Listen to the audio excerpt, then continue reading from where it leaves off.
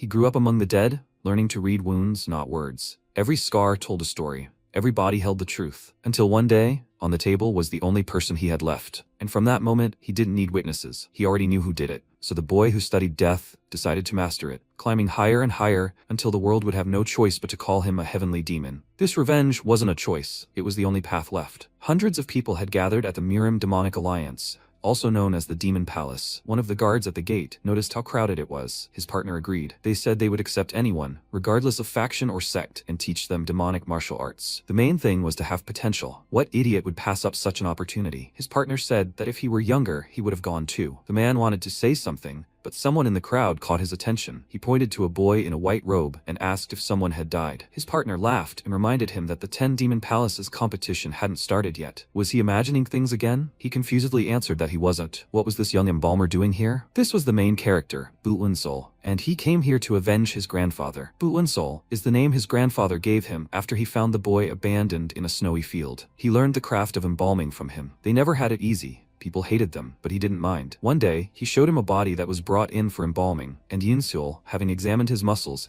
said that he thought he was an expert in a very fast swordsmanship style. His grandfather asked him to explain why, and he enthusiastically replied that his body was thin, but the muscles in his legs were very strong, especially in the front of his shins. Most likely, this was due to the swordsmanship style he used. His grandfather patted him on the head and praised him. Heaven itself had bestowed upon him a talent for embalming. Looking at his smile, MC was very happy. No matter what trials he had to endure, his grandfather was always there. Until that day came. They went to bed as usual. It was a quiet, peaceful night. But then suddenly a gust of wind swept through the bamboo forest. This didn't escape the watchful old man's attention.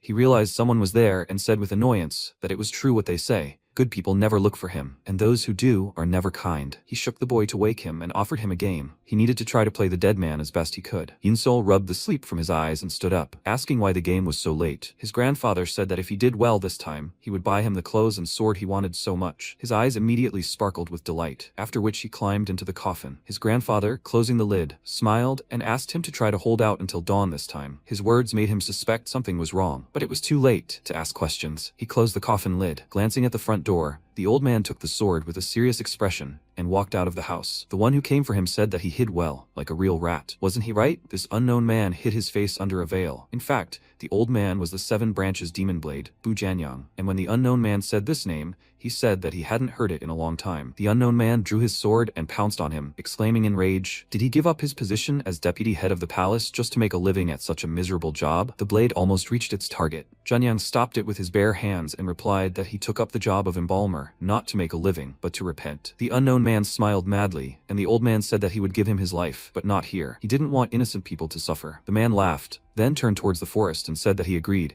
but he shouldn't even think about trying to escape. Janyang obediently followed him. Time passed. The MC pushed the lid off and climbed out of the coffin. He couldn't stand it any longer. He really wanted that uniform and sword, but it was too cold here. Seeing that no one was in the house, he looked around and wondered where he had gone. He was usually waiting for him when they played this. Had the performers really called him again? Because they were embalmers. These guys didn't even consider them human. He threw open the door with displeasure, and his eyes widened at what he saw. The ground in front of the house was cut up, as if someone had been fighting there. The night was quiet, but suddenly he heard a clanking sound coming from the bamboo forest and suspected something bad. Nervously swallowing, he ran toward the sound. After running for a while, he slowed down, caught his breath, stared at one point, and tears began to gather in his eyes. Up ahead, under a tree, sat his grandfather, without eyes and arms. He immediately called out to him and ran closer to him, panicking and asking who did this to him. Janyang asked, "Is it him, Yin-Sol?" He confirmed it and asked through tears, "What happened here?" The old man didn't let him finish and said that he was sorry. He thinks his time has come. If he dies, he shouldn't give up the embalming business. He couldn't finish because he started coughing up blood, making the boy worry about him. He asked him to stop talking, but Janyang refused. He ordered him to listen to him carefully. He shouldn't even think about avenging him. MC was immediately overcome with rage and shouted that he would never forgive those who did this to him. He burst into tears even more and said that otherwise,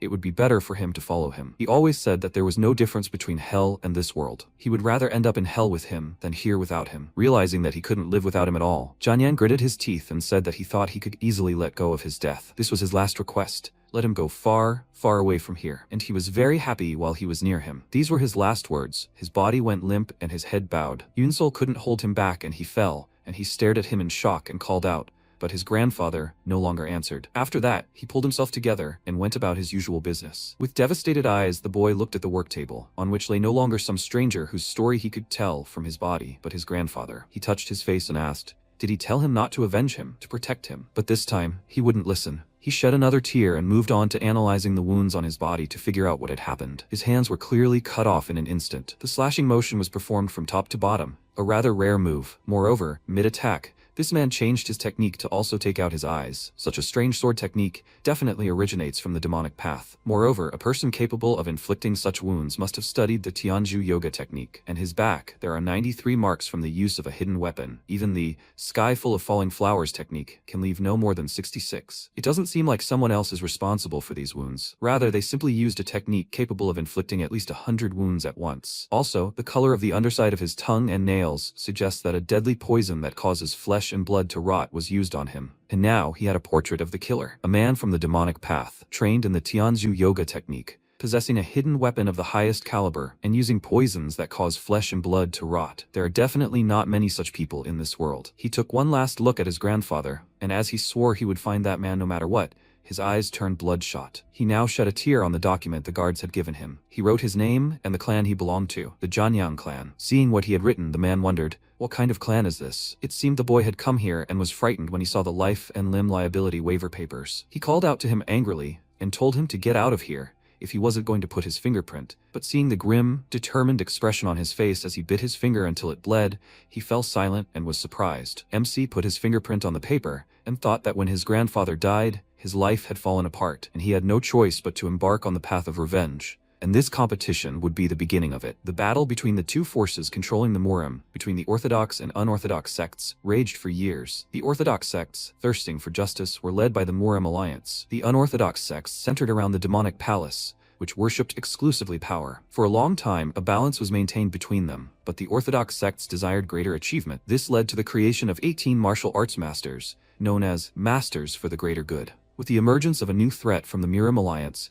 the demonic palace also decided to refine its powers. This is how the demonic masters were elected. Regardless of their previous employment, the palace selected 10 geniuses and trained them in the martial arts of the 10 demonic sects. It was this proposal put forward by the demonic palace that caused many youths to gather in one place, including Unseal. Inside, he saw a wide variety of young warriors, but he felt an imposing aura from only a few, and among them, there was surely someone related to his grandfather's killer. This killer possessed a level of skill he could not even imagine. To take revenge on such a person, he himself must become a martial artist. But now, with absolutely nothing, becoming one of the 10 demonic masters was his only chance to quickly increase his strength. Admiring sighs were heard from the youths, as a rather large man walked out to them, accompanied by his subordinates. He shouted loudly and energetically that his name was Onhyo Creon, the chief instructor. Everyone called him the Golden Dagger with bloodshot eyes, and upon seeing him in person, the children were delighted. He said that 10 geniuses from various demonic sects would be selected in this place. Only those who pass all the tests they had prepared will be able to become candidates for one of the 10 demonic masters. His loud voice put pressure on the boys. One MC stood calmly. The instructor waved his hand,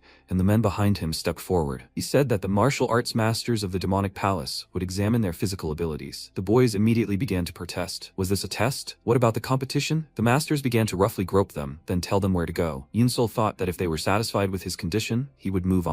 Do they pay attention to physical ability? It was his turn. A man named Jingok approached him, placed his hand on his shoulder, and squeezed, after which his face immediately turned surprised. This boy is simply in a terrible state. Honestly, he's already shocked that he even participated. However, that look, that intent to kill, was impossible not to feel. He coughed awkwardly into his fist and walked away from him, thinking that despite this fact, he still couldn't let him pass. MC watched him go and thought that this was expected. All he had learned so far was to care for the dead. He would never pass a test like this. He felt his shoulders and thought that this was definitely not the end. As soon as the testing was finished, the head instructor announced the end of the first test, and Unchong shouted that this was unfair. If physical ability was important to demonic masters, why hold competitions at all? It was unfair. The man smiled and asked, "Is it unfair? When it comes to learning martial arts, bones are the most important detail." This test was aimed at weeding out those who would not be able to learn their arts, and he dared to complain without passing even the most basic test. The boy said that they should at least get a chance, and then the instructor's eyes lit up with gold, and he brought down a strong pressure on him,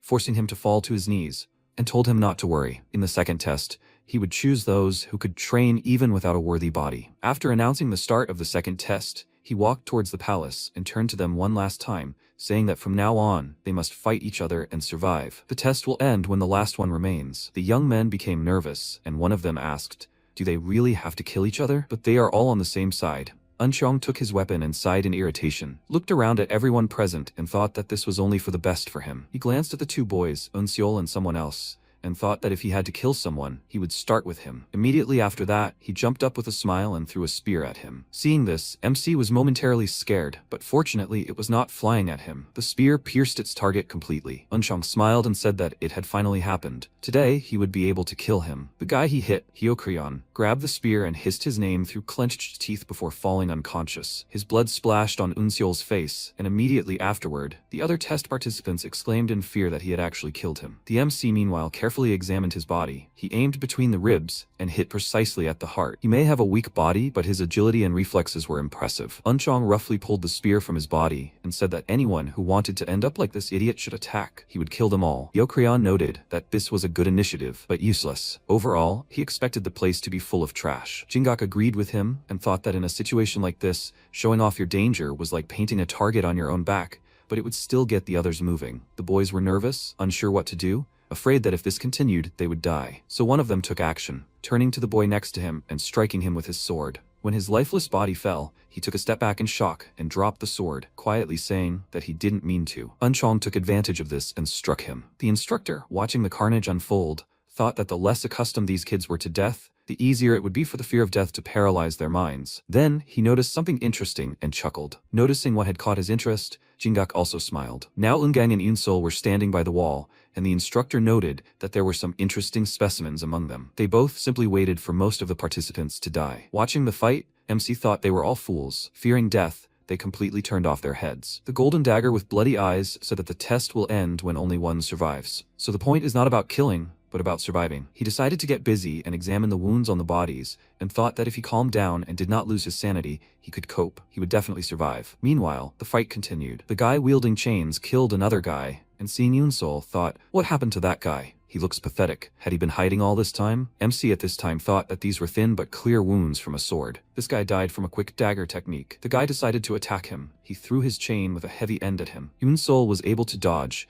but this thing pierced the box that he had been carrying on his back all this time. Clothes fell out of the drawer, and the guy laughed at him, asking what kind of box was that? Was he some kind of funeral supplies dealer? The MC remained silent, his face gloomy. The day his grandfather died, he found something. His grandfather prepared him a birthday present. The very clothes and sword he wanted so badly. He looked at the guy with a bloodthirsty glare. How dare he ruin his grandfather's gift? Seeing him getting up, he smirked and swung the chain, telling him to try it. But what can he do with that flimsy sword? Suddenly, Ungang appeared behind him. He delivered a sweeping blow to him, and he immediately fell. After that, he smiled at Unseol and told him not to thank him. Actually, it's to his advantage when useless people like that distract the opponents. He ignored him and began carefully folding his clothes, and he said that he did have a keen eye, but he clearly had never studied martial arts. A guy attacked him from behind, but he immediately finished him off and said with a smile that he could kill him at any moment. MC only glanced at him. Meanwhile, Hyokrion noticed that the guy was holding Seokjong. Who is he? If he inherited the legacy of Mukyun, once the greatest of the Nakin? Jingak said that his name is Nyung Ungang. They say he found secret instructions and a sword left by Mukyun deep in the mountains. Since he is self-taught, his techniques are still weak and full of gaps. But now he can be considered Mukyun's only disciple. Although his base is weak, he is a good candidate for a place among the 10 demonic masters. He believes that now he can win. The head instructor stroked his beard thoughtfully and said it was still such a shame to hand Seokjong over to a newbie like him. But at least here, he seemed the strongest. Jingak agreed and added that this was true if no one was hiding any big surprises. Unseol, meanwhile, continued examining the wounds and studying the techniques of his upcoming opponent. Soon everyone in the area was finished. Ungang wiped the blood on his clothes and said that, as he thought,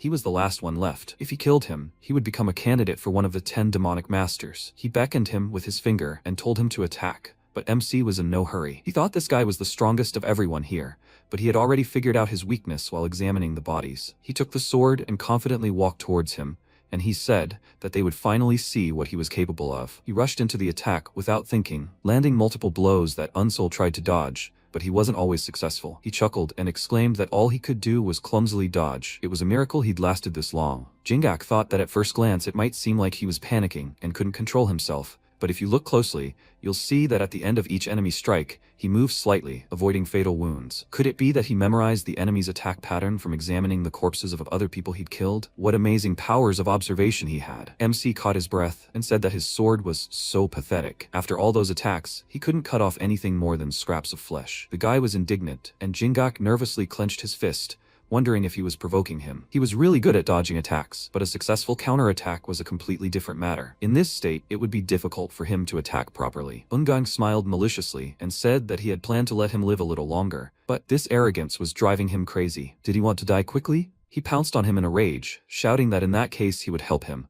and Yoon Seol prepared himself. He focused and thought that he only had one chance. Examining the corpses Ungang left behind, he realized something. His killer attacks always target vital points, particularly the heart and head. That's why, if he was determined to kill, he would aim for the enemy's upper body. And so now, when he attacked, he crouched and dodged, which the guy didn't expect, and then aimed the blade at his neck. His grandfather once told him that the blood flow to the solar plexus is very difficult to control, even for the most skilled masters. Therefore, even if a child struck that point with all his might, it could easily render an adult unconscious. While the enemy was confused, MC quickly struck. Blood flowed from his neck like a stream, and then Unsol pulled out his sword and the body fell with a thud. He stood frozen for a moment, trying to catch his breath, then turned to the head instructor and asked, "Is the competition over?" They were both shocked by what they saw. Jingak remarking that it was a surprise, and Hyeokrion said with annoyance that he had high hopes for Mukyun's fencing. He struck the gong and announced that Bu Unseol of the Jajian clan had passed the second test, and so Unseol's journey of revenge began. His grandfather stood in the empty space, calling out for him, looking for him,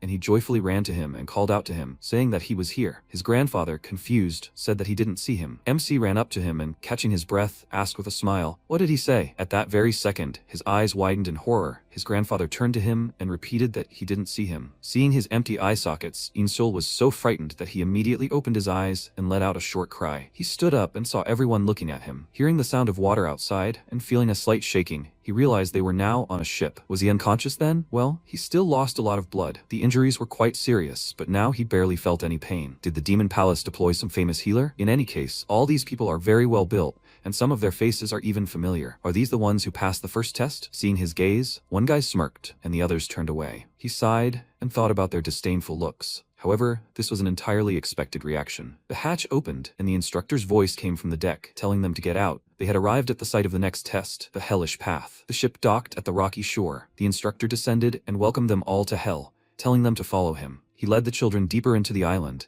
to a whole cave system, and said that they would be living here. They were to hand over all their clothes and weapons, change into what they were given, and take the prepared swords with them. Then the choice was theirs. They were to choose any cave and enter it. They scattered around the area. MC quickly looked around and walked along the caves. The children leisurely examined everything, while the others had already begun to argue. A girl said discontentedly that she had noticed this cave first, to which the guy replied that this couldn't be true.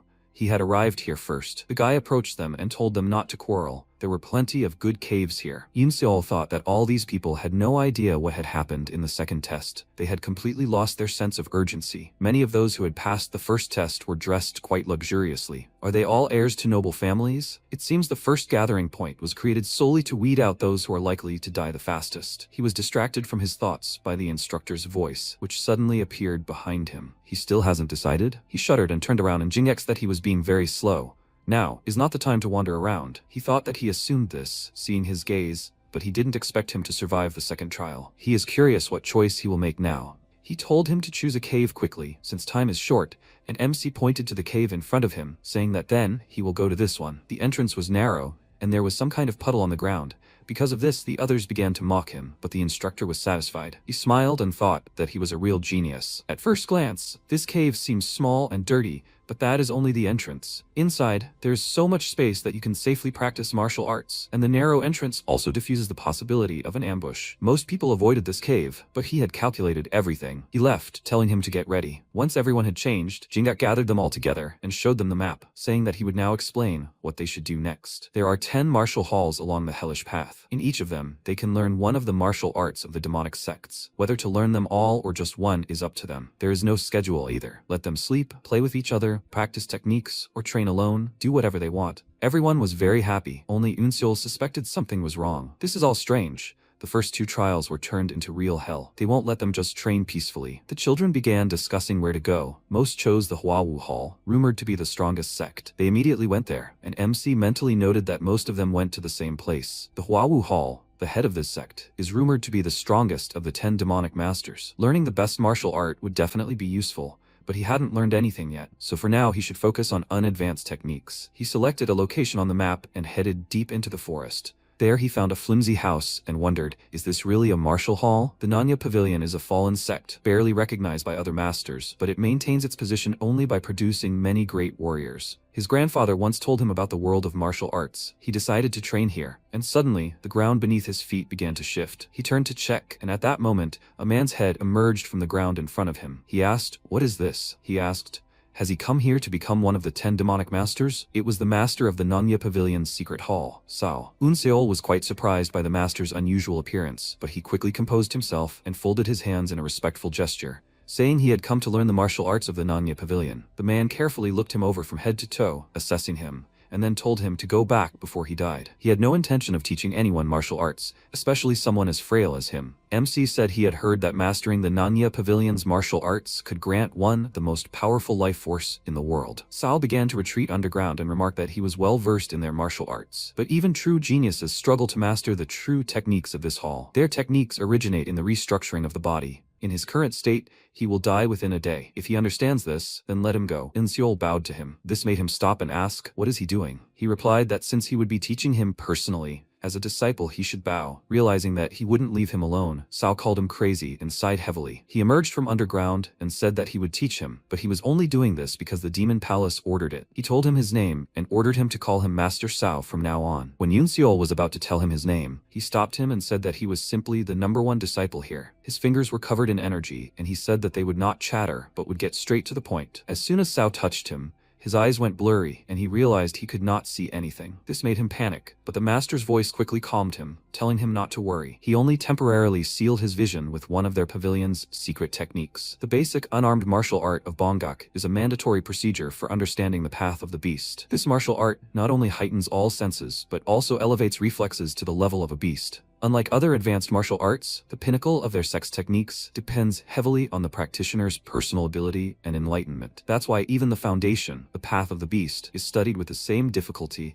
as any other advanced technique. It's because of this that the number of those willing to take on this ordeal has dwindled significantly over time. However, if he can master it, he will literally gain the abilities of a wild animal. But most people simply don't survive to that stage. He approached him and said that it would take him about an hour to get used to being blind, and then he would return. After that, Master Sao left, and he was left alone with his senses. People say that after losing their sight, all other senses become heightened, but so far nothing like that has happened to him. He said it takes about an hour to adapt, but that's too long. He should get used to it as soon as possible. He began wandering around, trying to rely on his other senses, and thought that in this place, countless martial artists were fighting each other for the position of Demon Master. If they ambushed him while he couldn't see, it would be bad. These thoughts made him imagine an enemy behind him. He immediately turned around and jumped to the side, dodging the blow, but landed rather awkwardly. Now he realized that having lost his sight, he should first and foremost pay attention to his sense of balance. Night fell. Master Sao finally got enough sleep and left the house, thinking that he must be wandering around somewhere lost. But contrary to his expectations, he was now hopping nimbly in front of the pavilion. Observing him, he noticed that this was unusual. Most people who have lost their sight simply wait for their other senses to sharpen, but this boy was actively moving, and it seemed he even imagined his opponents, trying to fight them. MC dodged another blow from an imaginary opponent, and deftly jumping over a rock, landed. Master Sao thought that it was precisely his active movements that allowed him to adapt faster. Pleased with the result, he grinned and said that, as he saw, he was already used to it. In that case, now let him try dodging his sword. And so 3 days passed. Inseol failed to dodge his blow and fell right into a puddle. As soon as he began to rise, Master Sao pounced on him and struck him in the side with the hilt of his sword, causing him to fall again. Sao thought that 3 whole days had already passed. He clearly should have questions about the training method, but he simply continued to take the blows silently. He asked why he didn't ask anything. Wasn't he curious about the correct way to dodge, or what techniques he used? He stood up and responded by telling him that he had said that the essence of the Nanya Pavilion teachings lay in the practitioner's personal abilities and enlightenment, so he decided that all his actions must have a good reason. The man chuckled and said he was right. After that, he rushed to attack, urging him to continue. At that very moment, MC felt as if lightning struck him. He sensed every movement of the master and saw the trajectory of his sword. But despite this, he would no longer be able to dodge it, but then all he could do was block it. A loud clang of steel rang out, their swords clashed, and Yunseol looked straight into the surprised master's eyes. He thought, did he just block the silent sword technique? And such a result in just 3 days? But the blow was strong. MC was thrown back and fell. After that, he thought, is it really so difficult to even block it normally? The instructor threw him a bottle and told him to drink. He felt the bottle and thanked him, then took a few sips and realized it wasn't water. His body suddenly felt energized, and it was as if even all the lost blood had been restored. What was this anyway? The man watched him closely, watching every sip. This was water from the divine spring, which he had treasured for as long as he could remember, but he didn't regret giving it to him, because he had finally met the one he had waited for his whole life. This was the most precious, uncut diamond in the martial arts world. A new day had dawned, and the blind training continued. Yunseol parried several of the master's blows, not missing a single one. Suddenly, Sao smirked and swung his sword, telling him to take another blow just like that. MC stepped back, dodging the blow, but that wasn't all. Suddenly, the master appeared behind him, and he immediately followed the trajectory of his sword and blocked the blow. It was over. He caught his breath and thought, why isn't he attacking anymore? Master Sao suddenly laughed loudly and said that he never thought he'd finally meet the genius he'd been waiting for his whole life. After that, Unseol's eyes gleamed, his vision returned, and Master Sao delightedly placed his hands on his shoulders and told him to forget about becoming one of the 10 demonic masters and become an official disciple of their main sect. If he did this, he would turn him into one of the strongest demonic path masters in 10 years. MC lowered his gaze thoughtfully. Given everything he'd seen so far, he was probably telling the truth. However, the monster that killed his grandfather was undoubtedly significantly stronger than he was now. In this situation, the martial arts of the Nanya Pavilion wouldn't be enough. He had already made his choice and looked up at the master with a confident gaze, answering that he would become one of the 10 demonic masters. Sao was taken aback by his answer, then said that if he was going to learn all the martial arts of the 10 sects, he should forget it. Even a supreme grandmaster like the heavenly demon couldn't do it. Each martial art requires a special body and flow of energy. No matter how talented he is, he can only learn 2 or 3 styles at most. Focusing on learning one martial art is the shortest path to becoming the best on the demonic path. Unseol respectfully apologized to him, again declining, and he realized he wouldn't change his mind. He let out a disappointed sigh and turned away, saying that from now on he would learn another martial art. He asked in surprise what that meant, but he had only just begun learning the basic techniques of the Nanya Pavilion. The master replied that the martial arts of the main sect are not transmitted through texts or oral traditions. After that, he turned sharply towards him and struck him with a blow, which he automatically blocked, and said with a smile that he had already learned the beast path technique. MC understood everything.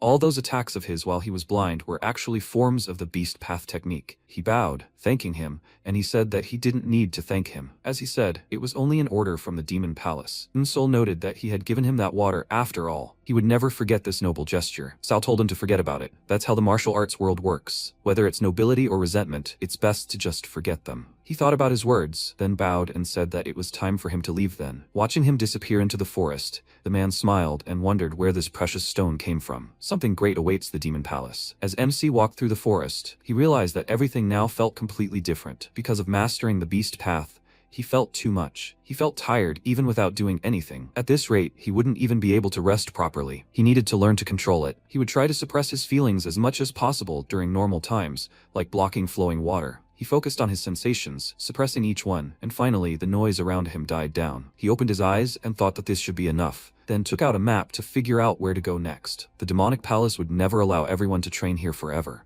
They might not have much time left, in which case he had no choice. The Grand Master of the peerless martial art who challenged the heavenly demons 700 years ago, the Huawu Sword Emperor, Zheng Huang. His only option was to go to the strongest of the 10 demonic sects, which he founded. After a while, he was already at the Huawu Martial Hall. He looked at the enormous doors before him, and thought that compared to the hall of the Nanya Pavilion, this place seemed like a royal palace. He knocked, and a man immediately opened the door, asking, "A visitor at such a time?" It was Jingak, and upon seeing Unseol, he was greatly surprised. He immediately recognized him and bowed to him, saying that he had come to learn the martial art of the Huawu sword sect. Jingak waved his hand and told him to follow, and as they walked, he explained that this sect's martial art was the strongest of all 10. So it required a very long time to master. Those who came here earlier had already completed the beginner's hall and moved on to the intermediate level. Is there a reason why he only came here half a month later? He answered that he had studied the martial arts of the Nanya Pavilion, and he asked, does that mean he had already mastered the beast path? He confirmed this, and he thought that he already knew that he was gifted, but not so much as to master the beast path in 2 weeks. Sao probably just sent him away so as not to waste time on training. Well, nothing can be done about it. He led him to the training hall and said that his name was Jingak.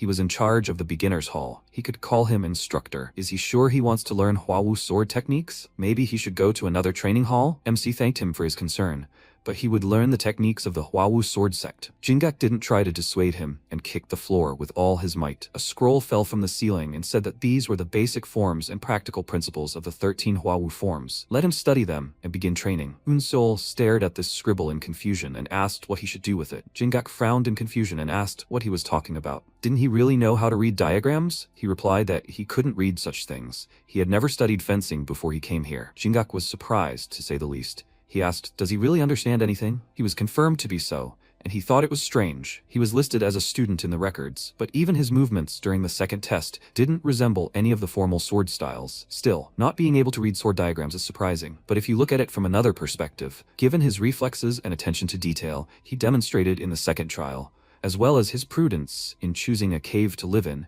if he starts completely from scratch, then with proper training, he will definitely succeed. He smiled and pointed to the scroll, asking, even if he can't fully interpret the diagram, he will recognize the letters, right? Let him read it. It said, how to release the body and flow effortlessly. He explained to him that the first part, release the body, meant relaxing the muscles and moving smoothly while using sword techniques. In particular, you need to relax the abdominal muscles and thigh muscles. Yoon-seol tried to relax and slouched and asked, is that how it should be done? Jingak remained silent and thought it was strange to teach the basics in a place where candidates for the position of Demon Master were to be selected. He walked up to him and, pressing on his stomach and back, told him to straighten up. When he tenses up, he blocks his core. Let him calm his mind and relax. Now they will move on to the second part. Flow effortlessly. MC immediately extended one hand and moved the other back, and he noticed with surprise that he had assumed the correct posture. He understands everything so quickly. He smiled and praised him. His body position is simply flawless. After that, he continued to explain everything to him, and he repeated, and they were both very happy with the results. It was time to repeat these movements, but this time with a sword. He swung it, drawing a semicircle, then ran forward and, swinging, made a sharp lunge. Jingak smiled as he thought he was simply born for this. Now he told him to imagine an opponent in front of him and perform the 13 Hwawu forms. This is the condition for completing the beginner's hall. He will feel the purpose of the sword in his technique. Yoon-seol thought that this was another test. The chance came faster than he expected. He needs to prove himself. He assumed a fighting stance and thought of an imaginary enemy, the one he must defeat. A man, his opponent, appeared before him. He immediately drew his sword and swung it, using the first form of Hwawu, returning the wind to its source. The man was surprised, watching his movements. Meanwhile, he was using the third form, Drifting Cloud, Misty Curtain. Jingak wondered if these were really the 13 forms of Hwawu. The drifting cloud should be soft and swift. The sword should flow like a cloud and spread its power like fog.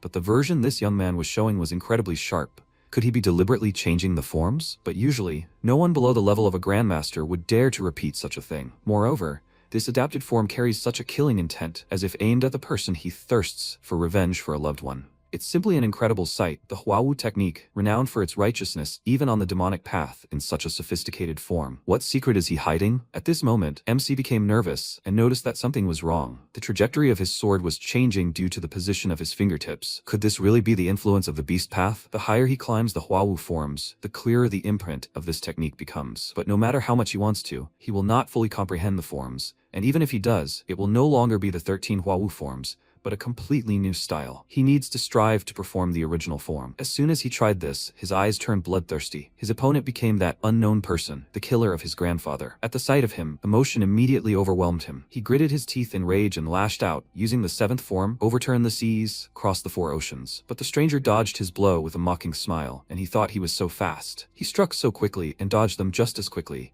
He had never met anyone faster. At that moment, the assassin drew his sword, made a sharp forward attack, and Yoon-seol leaned back, thinking that he was not giving him a second to breathe. He changed his grip and pounced on him, deciding to use all his remaining forms right now. After that, he struck many times, but the smile on the face of his grandfather's killer did not waver at all, and he swung the sword. Cold steel touched his hands, and then the sensation was replaced by a burning sensation. He suffered the same fate as his grandfather. The imaginary opponent disappeared, but the sensations he experienced during the fight remained. He stared at one point in horror, trying to catch his breath, and involuntarily dropped the sword from his hands, causing a loud thud to resound in the ensuing silence. Jingak thought that he had ultimately lost, but it was still incredible. He smiled and approached him, saying that he had passed the test. In the beginner's hall, they evaluate his grip and whether he is able to apply the 13 Hwawu forms in combat. He stepped on the sword, deftly tossed it and caught it, and said that he demonstrated it simply perfectly. He handed him the sword and said that he had flawlessly executed the 13 Hwawu forms, so he was ready to move on to the intermediate hall. MC looked at him in surprise and thought that it must have been very difficult for him to teach a person with zero knowledge of the sword,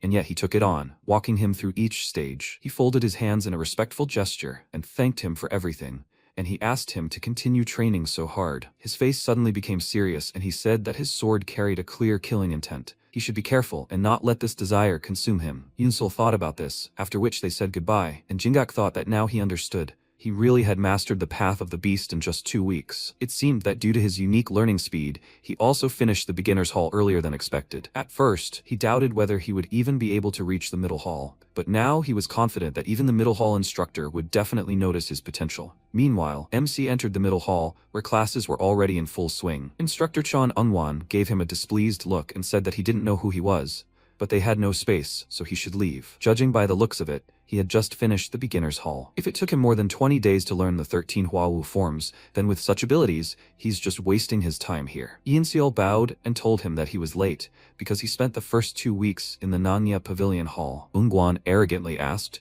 does he mean to say that he finished the beginner's hall so quickly? And he didn't believe him, thinking that he probably just couldn't master the way of the beast and fled from there. He said that since he did finish the beginner's hall, he should go to the center of the hall and sit down, although he wasn't sure if he could catch up. When the MC took his seat, the instructor explained to them that the Huawu sword sex techniques are a martial art consisting of quick movements. Therefore, if they aren't proficient with the sword, they can end up injuring themselves. Therefore, their sex techniques are difficult to use in real combat. And yet, it's only a basic swordsmanship style, nothing more than part of the process. So he won't look at victories or defeats, but at how well they wield a sword. He asked Bae Kansung, who was sitting next to Unseol, to come forward and choose an opponent for a duel. He stood up and asked with a sly grin, can I choose anyone? The instructor confirmed this, and the boy pointed to Unseol, saying that then he would choose him. Unwan wanted to object, but the boy cut him off, noting that he himself had said he could choose anyone. The instructor irritably called him an idiot, and asked what kind of fight he was planning to show him with someone who had just arrived at the beginner's hall. Let him choose someone else. MC said he didn't mind. The instructor didn't hear him, and he stood up, declaring that he accepted the challenge. Instructor Jingak had taught him swordsmanship in the beginner's hall,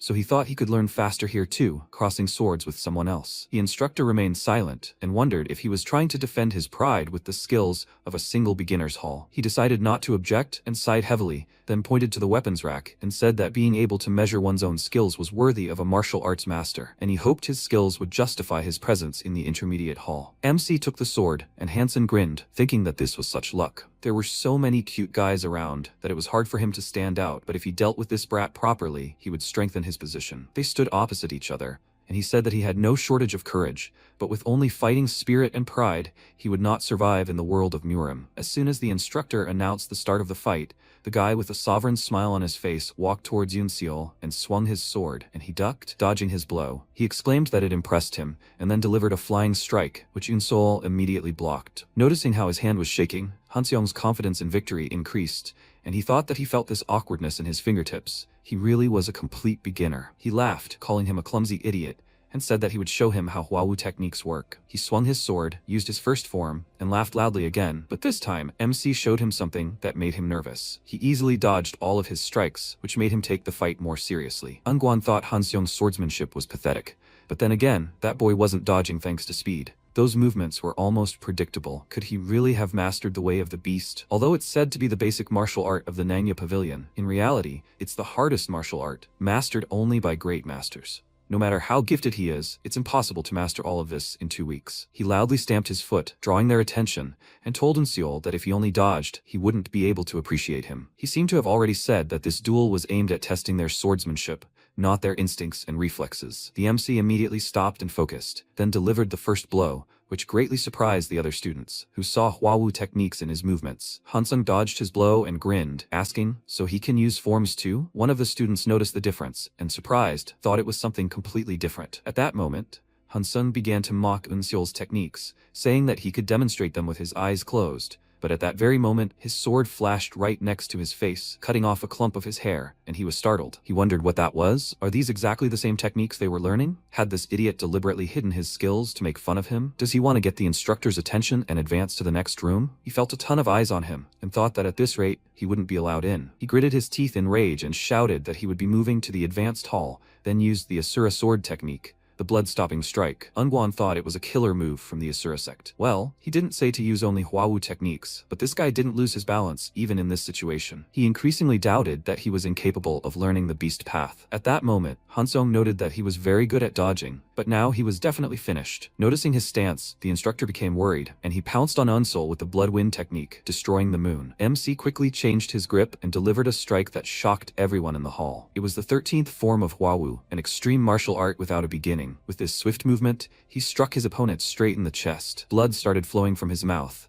and then he fell unconscious to the floor with a loud thud. The MC glanced at him, and everyone else's mouths dropped open in surprise, wondering if he was dead. Yunseol put the sword back, and the instructor walked up to the student and realized that he was dead. The blow had hit a vital point. He asked Yunseol if he was a former student of the Nanya Pavilion. He told him that he wasn't, and he asked if he really meant to say that he learned the way of the beast in half a month. He told him that he was only taught the basics, and he chuckled, saying that it seemed like the Nanya Pavilion primarily taught its students to lie. Unsol wanted to explain himself, but the instructor told him to stop making excuses and get it out of there immediately. Meanwhile, the other students were shocked. How could he kill a man right during a routine sparring match? Shouldn't he be punished? Ungwang gave them a stern look and told them not to confuse this place with a real martial arts hall just because of its name. They mustn't forget that they were in hell, and if they used a killing technique, they should be prepared to die from a counterattack. Now the test will continue. He began calling 2 students at a time to spar with each other and evaluate their swordsmanship. When he finished, he said that they had all failed the test, so they should leave this place and find another martial arts hall. One of the students excitedly said that this was only one test. If he gave them another chance, they would pass. The instructor sternly said that it was impossible. They could pass the beginner's hall thanks to good physical ability, but in the end, to master the Hwawu sword technique, a person needs the talent of a martial genius who will surpass the limits of his own body through incredible effort. They failed precisely because they were incapable of such a thing, and now let them go. They all left, only Unsol remained in the hall. The instructor, confused, asked why he wasn't leaving, and he asked if he needed to too. He confirmed it. After all, he had won the duel and passed the test, so now he could ascend to the advanced hall. But Unseol decided to stay here, causing the instructor to be confused and ask the reason. He replied that he had only learned the 13 Hwawu forms so far, and hadn't learned anything in the middle hall. Ungwang noted that he had learned the way of the beast and then repelled the chaotic style of the Asura sect. And he still says he hasn't learned anything? He confirmed this, and the instructor chuckled, saying that he agreed to teach him. He would teach him the Byokro sword technique, which follows the 13 Hwawu forms, but he despised those who used tricks just to impress. If he saw even the slightest hint that he had studied swordsmanship beyond the Hwawu techniques, he would immediately behead him. 4 days passed, and the instructor was shocked. Just now, watching Unseol's movements, he thought that he had been training him for 4 days, and had studied him from every angle, but his swordsmanship foundation was practically zero. To think that he had really barely begun to learn swordsmanship,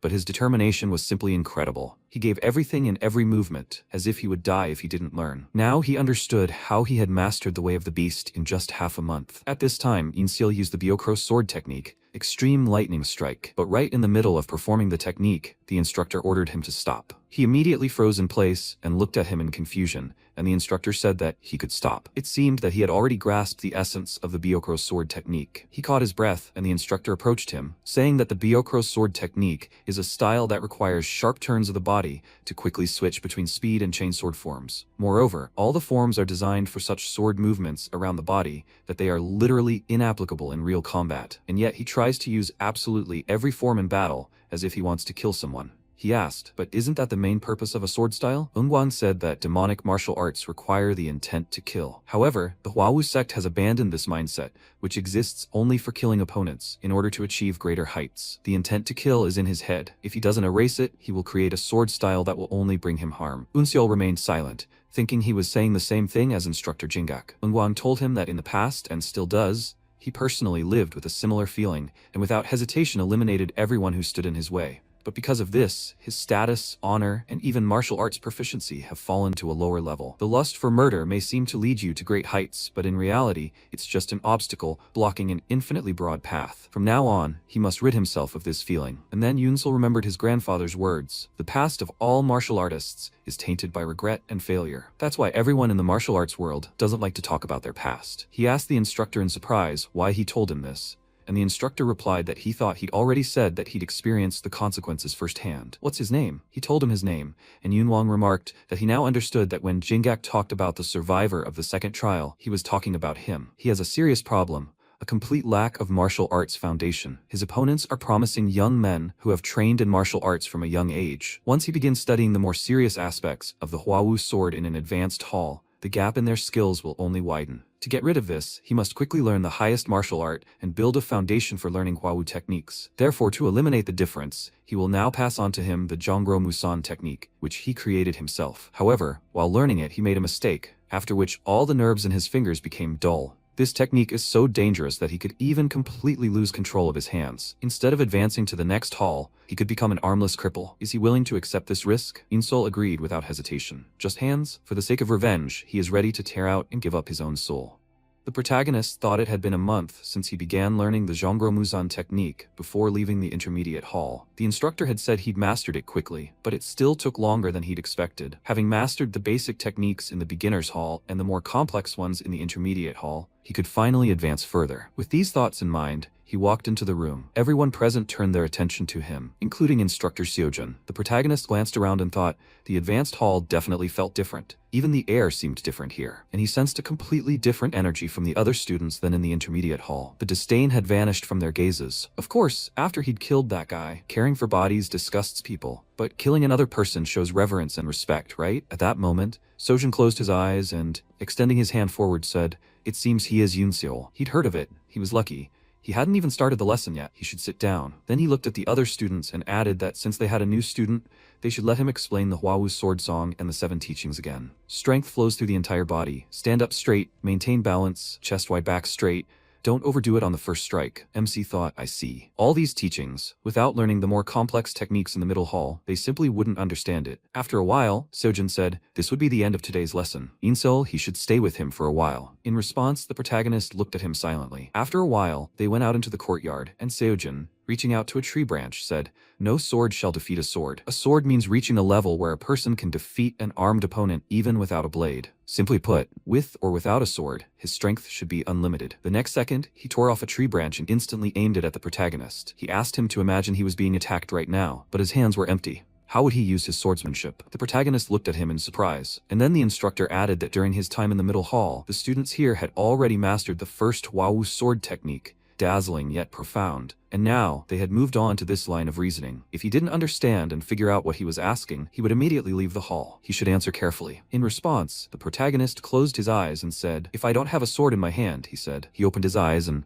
pointing his hand forward, added, I'll use the enemy's sword. He reached for the tree branch, but the next second, the instructor appeared from behind him. He said, a hasty decision. The MC turned around abruptly, wondering why the hell he was already behind him. He frowned and thrust his hand forward again. He thought it was impossible to even try to guess where he'd end up in the next instant. He didn't expect him to be able to keep up, but he didn't think he'd be able to follow his movements. If he doesn't show anything now, he won't be allowed to stay in the advanced hall. Push the beast's senses to the limit, read the direction of his movements. Just once. At that moment, his hand approached a tree branch, and then Seojun directed a powerful energy at him, sending him flying backwards. He fell to the ground, then rose, squeezing his eyes shut. The next second, the instructor placed a hand on his shoulder and, sitting down next to him, laughed loudly. He said he did it, and the protagonist thought he'd managed it, but he hadn't landed a single blow. Why was that? Then the instructor rose and said that starting tomorrow, he would begin learning a new technique. He must be at the training grounds before everyone else, before dawn. In response, the MC bowed and said he understood. After that, the instructor looked at the branch in his hands, and the leaves had fallen from it. He thought, it seems even a wolf cub still carries the danger of a full-grown wolf. Then he grinned and said he was looking forward to it. After some time, the protagonist walked through the forest and thought that classes were over for today. He could rest or cultivate energy, or perhaps explore the hellish path a little. Remembering the middle hall, you never know where a fight might suddenly break out. At that moment, he heard sounds behind him and thought, footsteps. He closed his eyes and thought he'd look. 1, 2, 3, no 4. He turned around, noticing several students, and thought 5. At that moment, one of them folded his arms across his chest and said, Unseol, he's been arrogant since the middle hall. It's time to break that habit. His comrade smiled and added, since he killed first, he shouldn't complain about injustice. The disciple said that the 5 of them were already known as the 5 strongest swordsmen before they came here, the best of the best, so he had to prepare. In response, the MC looked at them silently and thought, no, one more. He took a stance, and the disciples reached for their weapons. One of them shouted, idiot, he wants to test them. The next second, Sojinha appeared behind him and struck him with his weapon, causing the disciple to fall lifelessly to the ground. The others turned around in fear and said, Jinha, and he said, Unseol, we need to talk. The disciples wondered what he was doing here, and he told them to get lost. He wasn't interested in small fry. The others looked at him in irritation, and the next second they turned and ran in the opposite direction. They shouted, "Damn it, they'll come back to him!" At that moment, the protagonist looked at Jinha and, frowning, thought, "This guy is strong." Jinha then sheathed the sword and, with a sigh, said, "Yeah, cowards." He then turned his gaze to the protagonist and said he would ask directly, "Unseo." He pointed his sword at him and asked, "Which side is he on?" The instructor had said shortly before that, until now, they had all learned the first Hwawu sword technique, dazzling yet profound, but they could only claim to have fully mastered it when they created their own sword form. Now was the time to look at what they had all created. Unseo, he must perform the first technique. After a while, the MC climbed onto the platform, holding the weapon in his hand. He then sighed, closing his eyes, then frowned, looking forward resolutely, and swung his sword several times, advancing. Energy scattered in all directions, and the blade of his sword left marks on the surface beneath. Seojin looked at him and thought, "He's taken the most serious and complex sword technique and transformed it into something designed for killing." Then, he said he could return to his seat. Next, Jinha. The next second, he rose from his seat and walked past the protagonist. The protagonist focused his attention on him, and then Jinha climbed up and prepared to demonstrate. He thought at that moment, Jinha definitely counterattacked him instead of Hyun, as if warning him. In the present tense, he asked, "What does he mean?" He shouted at him to stop playing dumb. He knew that not everyone here had gathered to become one of the demonic masters. He thought, if you think about it, even though this was an incredible opportunity to learn the art in 10 sections, there was literally nothing required to participate. In that case, this opportunity also becomes trap for unwanted people. The protagonist then put his hand to his lips and asked, "Does he mean to say there's a spy among the disciples?" Jinha frowned, looking at him and thinking, judging by his expression and voice, he's not lying. He then sheathed his sword again and sighed, saying, "So it wasn't him. He was just hoping for some fun." Then he turned around and added, "Well, he shouldn't raise his head in the training hall and should be a good boy. If he continues to get on his nerves, he'll get rid of him." With these words, he seemed to look at him and then walked forward. The protagonist watched him go and thought, "A spy? It seems he still doesn't know much." He guesses it's because he's been putting all his effort into studying the arts of the Nanya Pavilion and the Hwawu sect. Then he raised his head and thought, well, there's no need to worry for now. Be it a spy or some kind of demon, they're just opponents he'll have to fight. He said, "It's about to begin." After a while, Sojin put down his textbook and, sighing, said, "Training is over for today." He could imagine how exhausted many of them were by this day. However, even masters who have experienced countless real-life battles always take the time to study the principles of advanced martial arts. Because in this matter, knowledge doesn't equal ability. Ability to do something can't be equated with knowledge. His interpretation of the principles which he had imparted to them so far would prove a great asset to each of them on their journey through the world of martial arts. Therefore, he wished them success in all their upcoming fights. At this moment, the students were surprised. The sound of a gong? What was happening? Then the instructor extended his hand and said, "The time has come. They must immediately head to the mountain in the center of the island." After some time on the mountain, Jingak stood on a hill and looking at Hyokrion said, "Everyone gather." He said thoughtfully, "From now on, the third test will begin." The disciples began to mutter among themselves in surprise. A third test? Not the second? Meanwhile, MC thought the life or death fight he'd gone through was the second test. He didn't know about the others, but the next second, Jingak said, "Soon all the caves will be sealed. Until 10 candidates are chosen,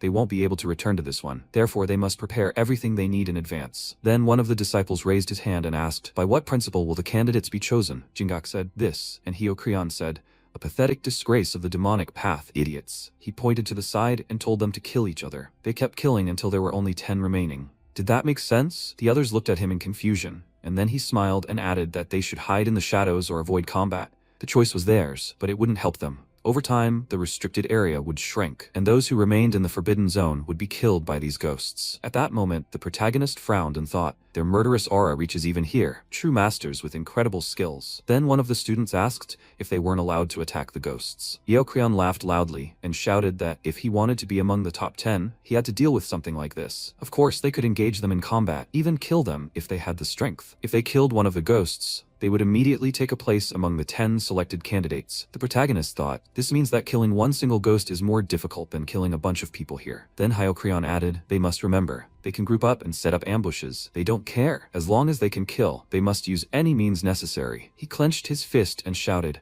this is the only way they can become one of the chosen ones. After a while, everyone ran forward. MC rushed forward and thought that he needed to move quickly. He had already attracted too much attention from the other students. If he didn't get out of here, he might fall into a trap, just like that time. First, he would go to a safe place, and for him, this was definitely it. After a while, he ran up to a building and, stopping abruptly, thought, the ground feels different. He put his hand on the ground and thought, this. He quickly looked to the side and thought that someone was coming. He sensed 3 figures and then noticed Gom Chul-young, who extended his hand from the bushes and asked him to save him. These idiots have attached themselves to him and are trying to kill him. At that moment, the protagonist drew his sword from its sheath. Chuliang, emerging from the bushes, shouted that if he helped, he would be in his debt, and the protagonist thought, a trap? No, the wounds were real. Only 3 pursuers, and they had teamed up. He didn't want to get involved in this, but it would be problematic if they learned his location because of him. Then he looked at his pitiful face, and the next second lifted his cloak, revealing a hole in the ground. After a while, the students emerged from behind the bushes and, looking around, asked where he had gone. He definitely couldn't have escaped so quickly. At that moment, MC and Chuliang were sitting underground,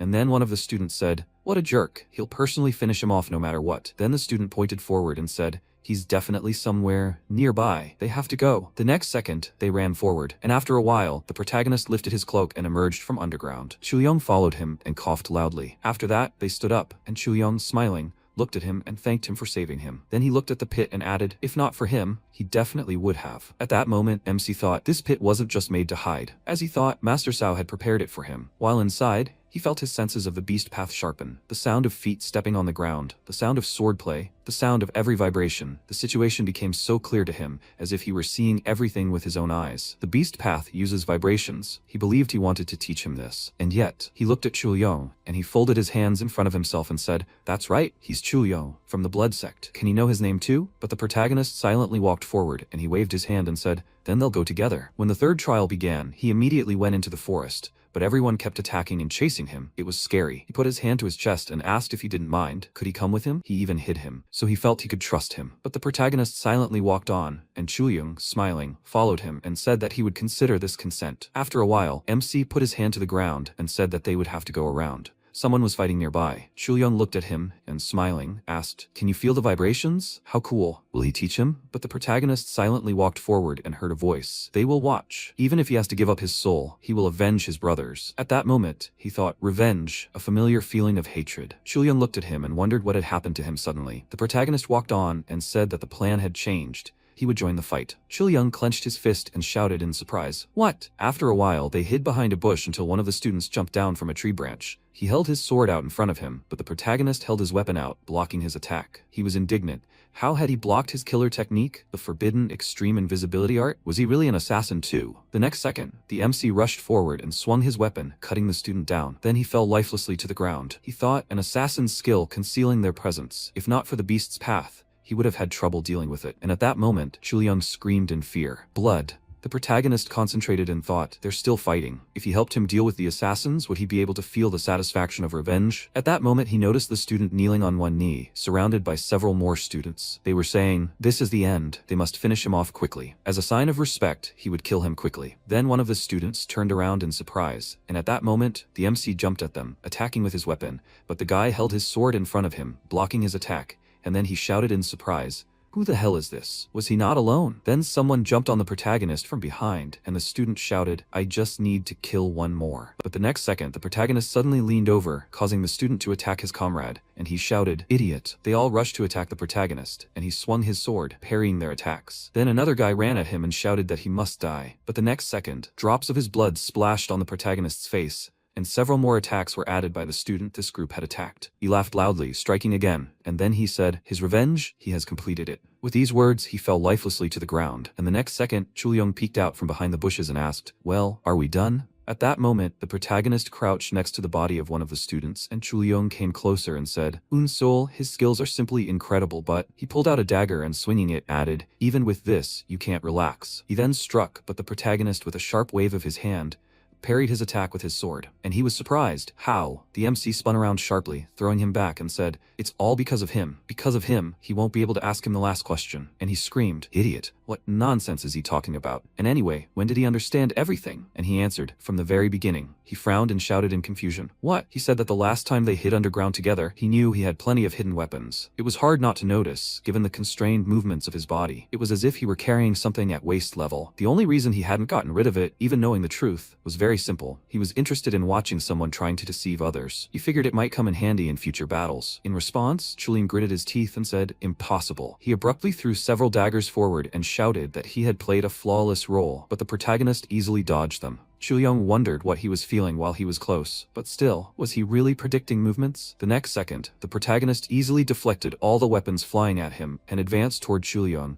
then launched an attack, wounding his shoulder. He jumped back and said, no matter how good his hidden weapon was, it was useless if it was known, right? Chulyong glared at him and ran forward, shouting loudly, but the protagonist dealt several slashes, passing his opponent. The next second, Chulyong fell lifelessly to the ground, and the protagonist closed his eyes, sheathing his sword. Afterwards, he looked at the dagger in his hand and thought that this had been a difficult fight. If he hadn't noticed he was hiding a weapon, he could have been in danger. Then he looked back and thought, the spark of life fading in his eyes. As always, his face filled with an obsession with life. Afterwards, he turned and thought, however, this was different. He crouched next to one of the wounded students and, remembering his silhouette, wondered what it would be like to complete his revenge. When he got his revenge, would he be able to smile as calmly? Afterwards, he collected his weapon and walked in the opposite direction. Meanwhile, the creature spoke. Is that him? Using the Huawu sect's basic sword techniques, which aren't particularly valuable in actual combat, to kill assassins is an impressive feat. However, there are many people against him here. If he doesn't level up, surviving in hell will be difficult. The next day, the protagonist ran forward while a group of disciples ran after him, shouting, "Follow him! He's alone! They can't let him get away!" One of the disciples aimed a whip, but the protagonist quickly jumped to the side, dodging it. Several more whips flew after him, and one of them slashed across his back. The protagonist gritted his teeth, and, turning slightly, thought, they won't let go. If he continues to deal with them like this, he'll die very soon. He needs to come up with a plan. After some time, Hyokrion, standing at the top of the mountain, asked what the situation was. Jingok stood behind him and said that out of 86, only 41 remained alive. He put his hand to his face and said, after 3 days, only 41. At that moment, the MC defended himself from an attack, and Hyokrion added, that means only the real deal remains. It's time to reveal their skills. He should give him a map. Jingok handed him the map and said, of course. At that moment, the whip twisted, and one of the students grinned and said, I caught it. But the next second, the protagonist dropped the sword and began running in the opposite direction. The student screamed, he's running away again. The MC frowned, thinking that, based on his stats and weapon, fighting in the open would be disadvantageous. Then, for starters, at that moment, Hyokrion pointed at the map and said, they should forbid this area. He pointed to a building surrounded by trees and told him to release ghosts into the Huawu combat hall. Meanwhile, the protagonist climbed the tall stairs, entering the building, while the students following him examined the bloody footprints. They then went inside, and one of them asked, is he hiding here? A desperately cornered rat. No matter how far he ran, he couldn't hide from them. At that moment, the protagonist stood behind them and then launched an attack. The student dodged to the side and shouted, from behind you! Idiot! Did he seriously think this pathetic trick would work? Several whips flew at the protagonist, and he began to dodge from side to side, using his sword to block their attacks. At that moment, one of the students shouted, how did he manage to read all their movements? The next second, the protagonist swung his sword, piercing the neck of one of the attackers. The others screamed, damn it. The next student swung his whip, but then suddenly looked away and thought, this place is too much. At that moment, the MC swung his sword and attacked the next attacker, and the remaining one thought, this guy, he lured them here on purpose. And the protagonist thought, in this confined space, the White Horse Squad's arsenal is limited. The power of this is significantly reduced, and the direction of their technique variations becomes easily discernible. Moreover, individually, none of them pose a threat. If he deals with them one by one, he can win. At that moment, the next student charged, swinging his whip, but the protagonist noticed it from the side and flew forward, causing the whip to fly through the broken window but still hit the protagonist, knocking him aside. He thought, damn, and the whip bounced off the wall. Then the student stepped forward and shouted, this is their chance. His comrade added, we need to get out of here. Then one of them let out a loud cry, and then, looking ahead, noticed the obstacle he had hit. Wu Moonchung stood in front of them and asked, what are they doing? They weren't planning to escape, were they? They started smiling awkwardly and said, leader, not at all. It's just that this place is inconvenient for fighting. The next second, Moonchung's whip attacked several students at once, and then he walked forward and said, it seems it wasn't worth taking these losers who hadn't even reached the advanced level. At that moment, MC peeked out from the corner and, walking forward, asked, is he their leader? Moonchung, smiling, looked at him and said, his skills are impressive. The technique he used earlier, was it the Huawu technique? The protagonist said, he. But before he could finish, Moonchung introduced himself and asked his name. MC asked, so he. Before he could finish speaking, Moonchung burst out laughing and said that he didn't need to know the name of the one who was about to die. With these words, he swung his whip and it wrapped around his sword. Moonchung smiled and said that he had heard that at the advanced level of the Huawu Hall, they only taught them one sword technique, and that was defensive. At that moment, the protagonist threw down the rest of the sword and thought, does he know about Huawu techniques? How did he know this? Does he have some kind of network of informants that he didn't know about? The next second, Moonchung swirled the whip around himself and shouted, What was he thinking about in the middle of their fight? Then he thrust the whip forward, breaking the floor beneath the protagonist. He jumped to the side and thought that his whip would shatter anything it touched, be it a wall or a person. With this, he had no advantage in fighting indoors anymore. Then he noticed a passage and wanted to run there, but Moonchung's whip stopped him. He held his weapon out in front of him, and then Moonchung walked through the passage and said how disappointing. He swung his weapon and shouted, "With such a disgusting sword technique, he would never be able to stand up to the white horse with 9 tails." He then thrust his whip forward,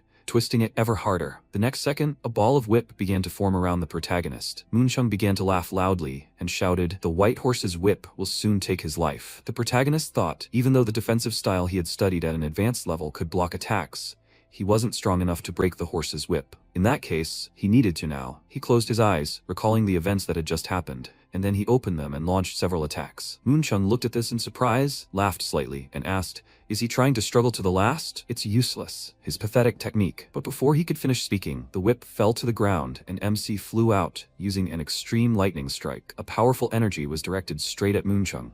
As the protagonist flew past him, he said, "What the hell is this?" The next second, he fell lifeless to the ground from multiple wounds, and MC tried to catch his breath, turning around. Then he looked at his trembling hand and thought, Byokro sword technique, just like the instructor said, is an incredibly dangerous style. But the next second, he covered his mouth with his hand, then looked at the clot of blood in his hand and thought, at the same time, this is the most powerful attack he can currently perform. At his current level, it would be difficult to use this technique freely. In any case, he was lucky, but he had wasted too much time here. The restricted area will change soon, so he needs to leave. The next second, he felt a terrifying energy and turning around thought, it can't be. What is he doing here? At that moment, a ghost was looking at him. He wondered, what is a ghost doing here? Had this place really become a forbidden zone during their fight? But he hadn't come here to run away from a fight. If he left the forbidden zone, he then took a step forward and assumed a stance. He thought, great, no reaction, so he can just leave. At that moment, he ran past the ghost, but the next second, a huge snake spirit appeared behind him, and he turned around abruptly. The next second, his head flew off his shoulders. In the present, he dodged its attack and thought that he didn't even feel it strike. Without the beast path, he would have definitely died by now. He landed, then rose to his feet and held his sword in front of him. He thought,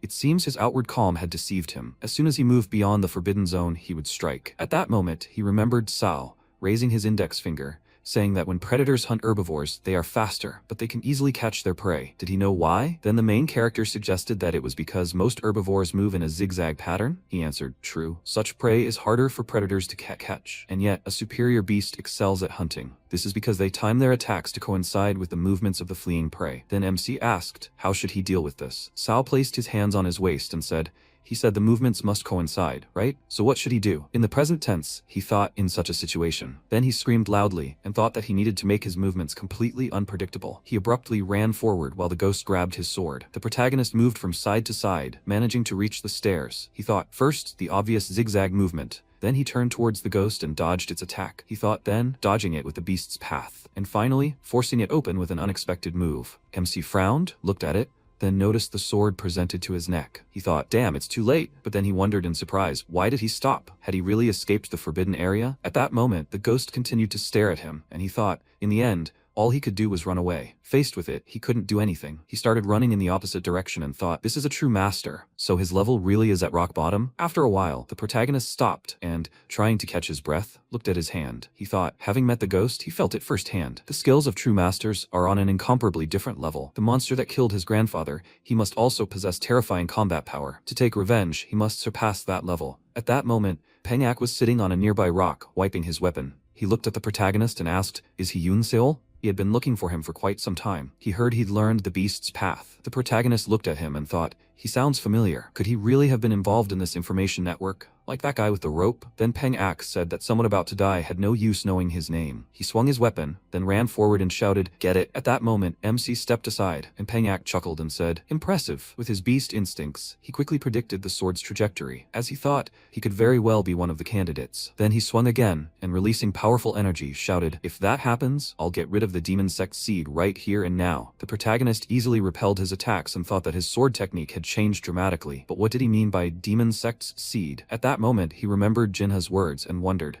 could this really be this man? He then held his sword out in front of him, blocking another attack from Peng Ak and thought, I can't get distracted. His hand trembled. He gritted his teeth and thought, wait, this feeling. He waved the weapon aside and thought, this strange, sucking force. At that moment, he remembered his grandfather who had placed his hand on the man's body, and then he asked, what? Grandfather said that the man was killed by the Oho Danman blade. Then MC asked, how did he know that, grandfather? And he looked at his hand and said, not a single external wound, but his bones are completely shattered. This is the hallmark of the Oho Danman blade. Internal strength flows into the body with every contact of the blades. What sin had he committed that attracted the attention of the Peng clan master, who rarely appears in the world of martial arts? In the present, the protagonist shouted, Oho Danman blade. So he is from the Hebei Peng clan. At that moment, Peng Ak looked at him in bewilderment and shouted, what? How did he know? At that moment, he remembered his grandfather saying that another of their famous specialties was a powerful absorption technique. He asked, absorption technique? He replied, one of the fundamental skills of profound strength. The absorption technique is cunning, but it also pulls the user closer to the enemy. It's a double-edged sword that can also injure the attacker. Therefore, in the present, the protagonist thought, using the absorption technique, he will point his sword at the enemy. At that moment, he rushed forward, and Peng Ak shouted, okay, he'll introduce himself properly. He is Peng Ak of the Hebei sect, and in the name of the Peng clan, he will destroy all the seeds sown by the demonic sects. The protagonist then thrust the weapon in front of him, and he shouted in surprise, what? He thought he thrust the sword into the ground? He then attacked in front of him, but MC abruptly jumped to the side, then kicked the enemy's body, jumping back. Peng Ak clutched his side, and the protagonist jumped back, grabbing his sword. He thought it worked. The next second, Peng Ak, still clutching his wounded side, said, demon spawn, he's using dirty tricks. And the protagonist thought, although he succeeded, it seems the effect wasn't particularly powerful. Well, after all, this is a durable body, subjected to long years of training, and yet he definitely found a way to counter them. He remembered what Sojin said, the late strike technique. The instant you collide with the enemy, true speed lies in being even a split second faster. Then the protagonist took a stance and thought,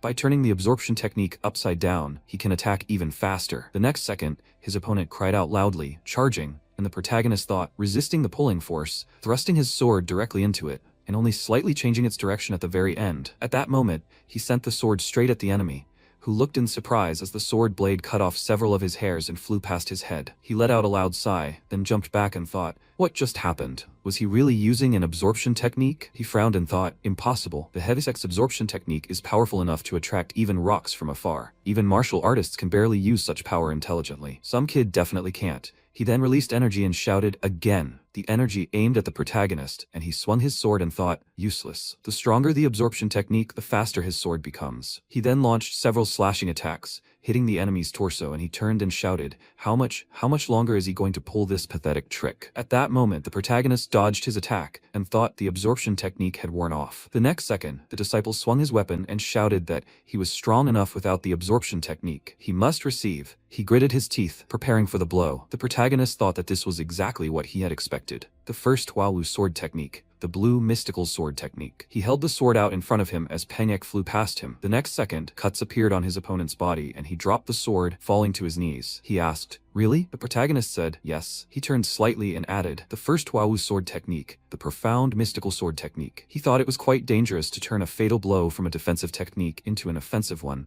He had to endure the damage of all those blows himself. Then Peng Ak said that he never would have thought that someone would interpret it like that. He should wait. Is he just leaving? The MC said that he didn't belong in his place. Peng Ak looked at him in surprise, then smiled and said, even among those he has to deal with, it turns out there are people like him. How interesting. He hopes they never meet again. After this, the protagonist walked on, and Peng Ak sank to the ground, breathing heavily. Feeling a presence behind him, he asked, have you come to kill a small timer like him? A ghost stood behind him and reaching for his sword said, Peng Ak of the Peng clan of the Hebei sect. For an orthodox fighter, he was quite useful. Such a pity. Peng Ak closed his eyes and smirking asked, so he knew all along? He replied that he had underestimated the demonic palace. Farewell. With these words, he struck, killing the disciple. Meanwhile, Jinha ran forward, trying to catch his breath when he stopped near a tree and pulled the needle from his wounded arm. One of the students approached him and said, bad luck for him, Jinha. He frowned. Then another student, followed by several others, said, he caught a special game with the mountains of the hellish blood fortress and is still trying to escape. Without an antidote, he'll die anyway.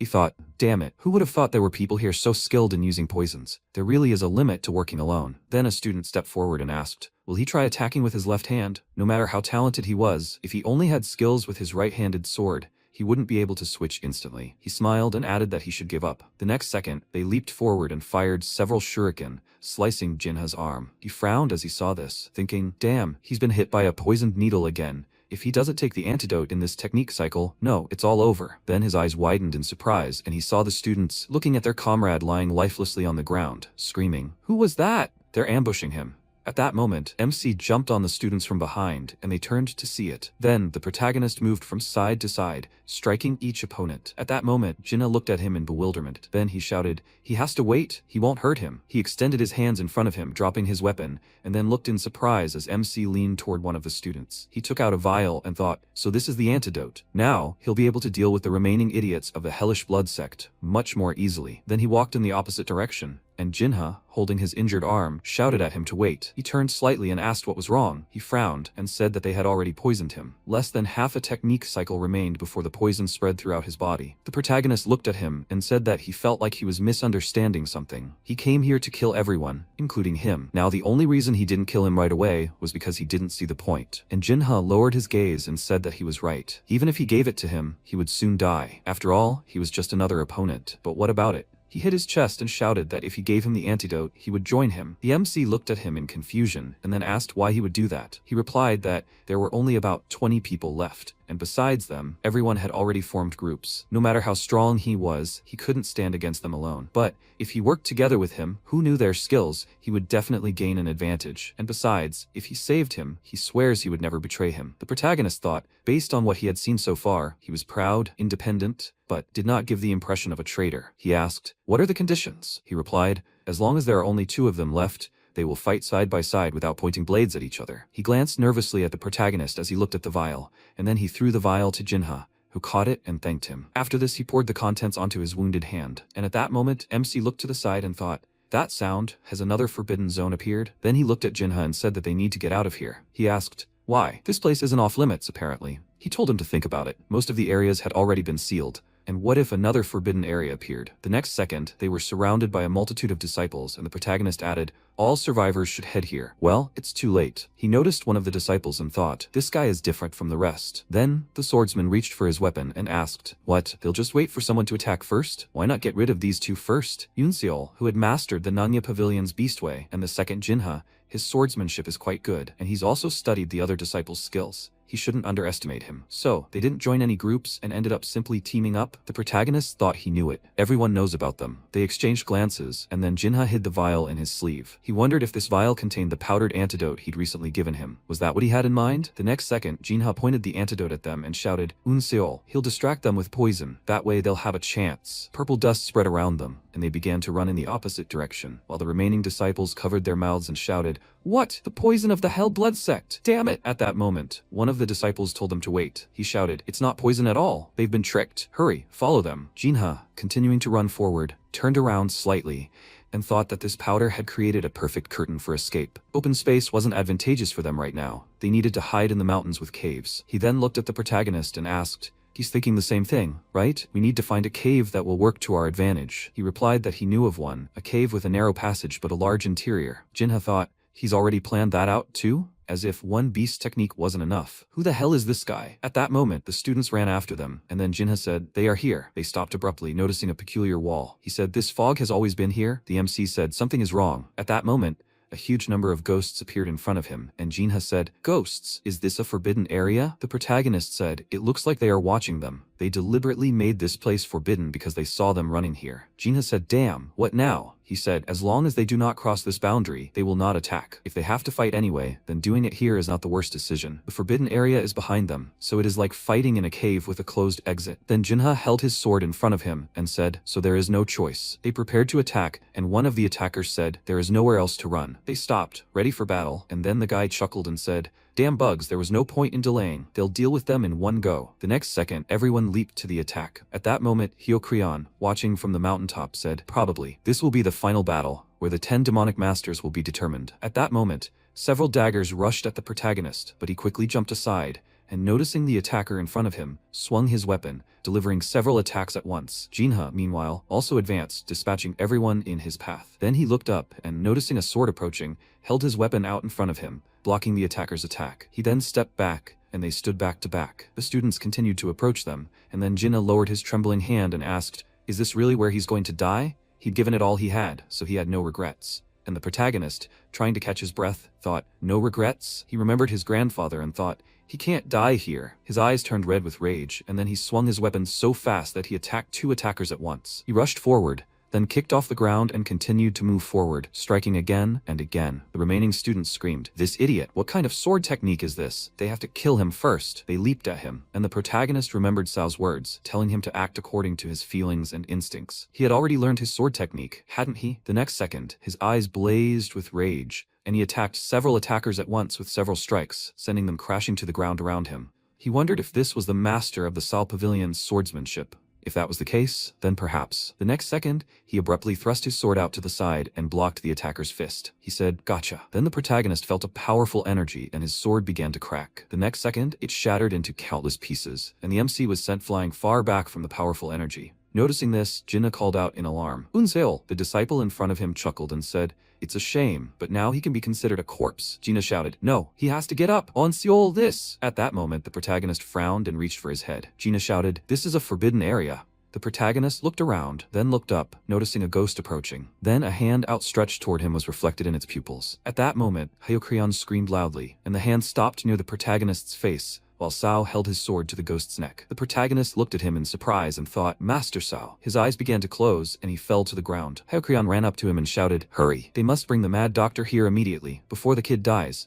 And Jingak ran after him, shouting, Chief Instructor, if we stop the 3rd test now. But before he could finish, Hyokrion declared that he would take full responsibility. He closed his eyes and thought, finally he had found it. The reflexes, the lust to kill, the unwavering heart, he was a rough diamond, with neither flaws nor strengths. A true genius, worthy of becoming a supreme demon saint. After some time, Hua Wimyong sat at the table and asked the head instructor what he was thinking. He began pounding the table and added, there are 10 candidates who will enter the 10 demon schools, and according to the will of the head of the Beyond Pavilion, 2 more will serve as the ears and eyes of the holy demon. A total of 12, that was the number originally set. He was an elder of the demon path. Then he spoke, but he stopped the test, although there were still 2 left. Punishment for this would follow without fail. Hyokrion said he was already prepared for this. In response, Wimyong wiped his forehead and, sighing, said that envoys from the 10 demon schools would arrive soon. He did not know how they would react to what had happened. Hyokrion replied, nothing. The eyes of the 10 demon schools were no sharper than his. After some time, the protagonist opened his eyes, sat up, and asked where he was. He looked around and thought, the smell of medicine, they must be tending to the wounded here. Then he looked at his body in surprise and thought, those wounds have healed. And not only that, but also the internal damage sustained from repeated training. The demon path doctor was far more capable than he expected. The next second, he stepped out into the hallway, and a man approached him, asking,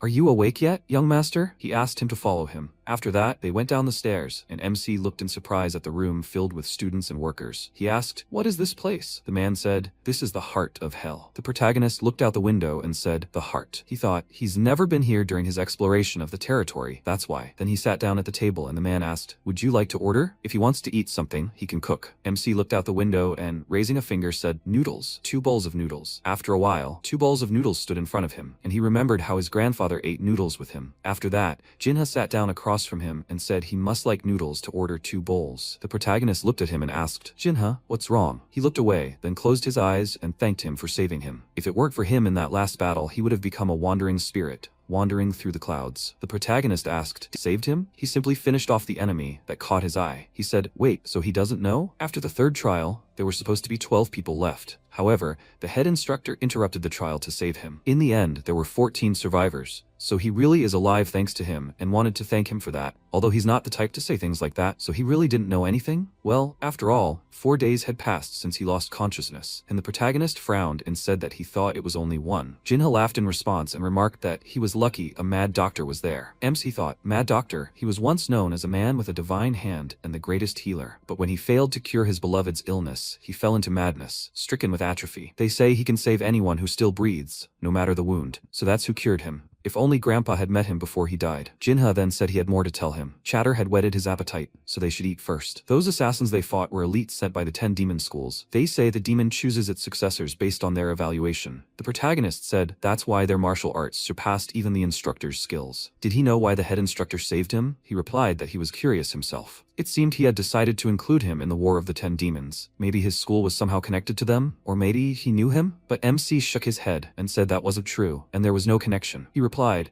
then everything was even stranger. The head instructor had been severely punished for this. From what he'd heard, he'd resigned from his post and returned to the path of the demon. The protagonist thought there was so much he couldn't understand. Someone completely unrelated to him had risked punishment and condemnation to save his life. After a while, he uttered that sound. Gina rose from the table and said, "The time has come, they must go." The sound summoned everyone remaining in hell. This meant the Supreme Council of the 10 demon schools had arrived. After a while, all the students gathered in the hall and several people walked forward. MC frowned and thought about how quiet it was. So many people had arrived, but not a single footstep could be heard. The next second, they stopped, and Bolsa looked ahead thoughtfully. Afterwards, he pointed his finger at one of the students and asked, "Does he wish to become the successor of the Death Command School?" He was the head of the Death Command School's branch. At that moment, Yun Moonho, standing next to the protagonist, placed his hand on his chest and asked, "Is he addressing him?" He replied, "Right, Moonho, he should step forward." He wanted to become the successor of the Death Command School. He stepped forward and said that he had only honed sword techniques and had never practiced spearcraft. He replied that it didn't matter. He was born to wield the Death Command spear. Because he had trained his body and talents for the spear while studying swordsmanship, he had failed to achieve greatness even with such strong bones and a strong constitution. With that, he placed his finger on his chest, then turned around and said, "If he understands, he should follow him." Moonho ran after him and shouted, "Okay." At this moment, the head of the blood-forged castle of 10,000 poisons, Venerable Chokyakon, laughed lightly and said it was his turn. He introduced himself, and the disciples thought, Venerable Yakon is a poison master, capable of killing all living things within a 30 zhang radius with a single wave of his hand. Then he extended his hand and said, "Jinha, he wants to become the successor of the blood-forged castle." They looked at him in bewilderment and thought, they've called him a sword genius since childhood, and now they want him to join the castle, a school that trains poisoners? He said, "The most terrible poison in the world is the poisonous heart." Even before the third trial began, he tried to use the girl from the battle hall to kill all the other disciples, didn't he? And when that failed, he killed her to cover up the evidence. The next second, Jinha shouted that it was her idea all along, and she was the one who tried to kill him first. Calling it murder was an exaggeration. He closed his eyes and said he didn't blame him. The fact that he could take so many lives without hesitation for his goal meant his nature was suited to the poisonous arts of the blood-forged castle. It was even admirable. He might consider himself a talented swordsman, but that alone wasn't enough to make him look down on the martial arts world. Only a select few could crush the martial arts world with a blade. He extended his hand and added, "He has far more talent with poison than with a sword." Then Jinna glanced to the side and thought, the chosen few. He said he'd first learned to use a sword during the 10th Palace tournament, but his abilities were no less than his own, honed for 10 years. In that case, he clenched his fist and said he would join the blood-forged castle. After that, they walked toward the exit, and Yakan told him to follow him. Then the current greatest demonic sword, Weehyakon of the Rainflame clan, stepped forward. He introduced himself, and then the disciples began to think, the disciple of the previous Rainflame clan master, the greatest demonic sword himself. Who does he plan to choose? Please let it be him. And then he said, he's Yunsul, right? Even the Qing leader praised him, and Elder Dan too. He also inherited the Chan leader's Zhongro Musan, didn't he? The protagonist confirmed this, and he turned around and said that he looked forward to his future achievements. The clan's martial arts are incomprehensibly profound. Please, he must hone them diligently. But at that moment, the protagonist said he would not join the Rainflame clan. He asked in surprise, "What? What did he just say?" He released a powerful energy and turning around shouted, "He dares to reject the main school's offer?" The MC sank to his knees from the powerful energy and muttered through clenched teeth that he had heard it was possible to refuse the offer. But he asked, refuse the main school's offer and choose another. Where was he planning to go? He replied, Nanya Pavilion. Hyukan shouted in irritation, Nanya Pavilion? Huh? Of all places, the most dilapidated Nanya Pavilion? How dare he insult the main school? The protagonist thought even his simple aura seemed to be breaking his body. This is the greatest demonic sword. At that moment, Sao stood in front of the protagonist and the MC looked at him in surprise. The demonic sword screamed, how dare he, a mere vice pavilion leader, block his path? At that moment, the disciples present thought in surprise, is he actually willing to draw his sword in front of the demonic sword? Has he gone mad? And the protagonist asked, Master Sao? Demon Sword asked, did he dare to be arrogant, thinking that his friendship with Qing's head would protect him? He thought that if the demonic one went berserk, the other candidates could also be caught up in this and killed. He should stop them now. The next second, the demonic sword reached for its weapon, but the next second the man said, well, everyone's suddenly so nervous. He walked forward and, smiling, suggested they stop there. Danshan, the leader of the Nanya Pavilion, asked with a smile if he could stop for his sake. One of the women inquired that, in any case, the Nanya Pavilion had to take at least one person with them, right? Hugon began to walk away with a grumpy expression and replied that if they were going to take him, they should do it quickly, before his sword slipped from its sheath. Danshan happily thanked him and remarked that it was time for them to go too. The protagonist was surprised to think that that aura was filled with a strong desire to kill him. If they hadn't stopped him, it would have been the end of him. After a while, Cao smiled and remarked that his skills had improved dramatically since their last meeting. The protagonist replied that it was all thanks to him teaching him beast sense. The man chuckled and remarked that he hadn't expected him to choose their pavilion. He explained that he simply felt the direction of the Nanya pavilion suited him well. After that, Danchon said with a smile that they were there. This was the Nanya pavilion. The MC, looking around, was surprised to find that he'd expected a quiet atmosphere. But here, everything was different. The deputy pavilion leader asked if he was surprised. Unlike other sects, dominated by nearby markets, their pavilion was quite self-sufficient. He wondered if there weren't any disciples his age at the Nanya pavilion. Danxian replied that some young men had come, having heard of the pavilion from legend, but most of them either died or fled during training. He looked at the old house and remarked that from now on, it would be his home. If he needed anything restored, he should contact the blacksmith Wang Shi over there. He would help him with any tools he needed. Now, it was time for him and Cao to go. The master, smiling, patted him on the back and told him it was time. He should continue his training. MC wondered if he really wouldn't stay here. Danchon explained with a smile that Cao was in charge of the secret transmission hall. Even to protect him, he lacked the strength or authority to mindlessly confront the demonic sword. Everyone had to pay for their actions. He wondered then if he was really leaving now because of this. Cao replied that he shouldn't worry about it. It was only a small punishment. It wouldn't take long, and he shouldn't even think about slacking off while he was gone. He dropped by often to check on his progress. The protagonist asked him to take care of himself. Danchon called out to him and pointed out that he wasn't yet an official disciple of the Nanya pavilion. He had become the heir to the demon's heart, but that didn't make him an official disciple. The weak would never become a disciple of their pavilion. MC asked, so if he became strong enough, he could become a disciple of the pavilion without any additional procedures? Danxian happily agreed, adding that they didn't care about formalities or meaningless rituals. Each of their disciples was the face of the pavilion, so no one here needed to make speeches or swear allegiance. Because of this, he could worry about nothing but training in martial arts and becoming stronger. Strong enough to be recognized as a true disciple of the Nanya pavilion. Everyone here was his mentor, but whether they would teach him or not was entirely up to them. After some time,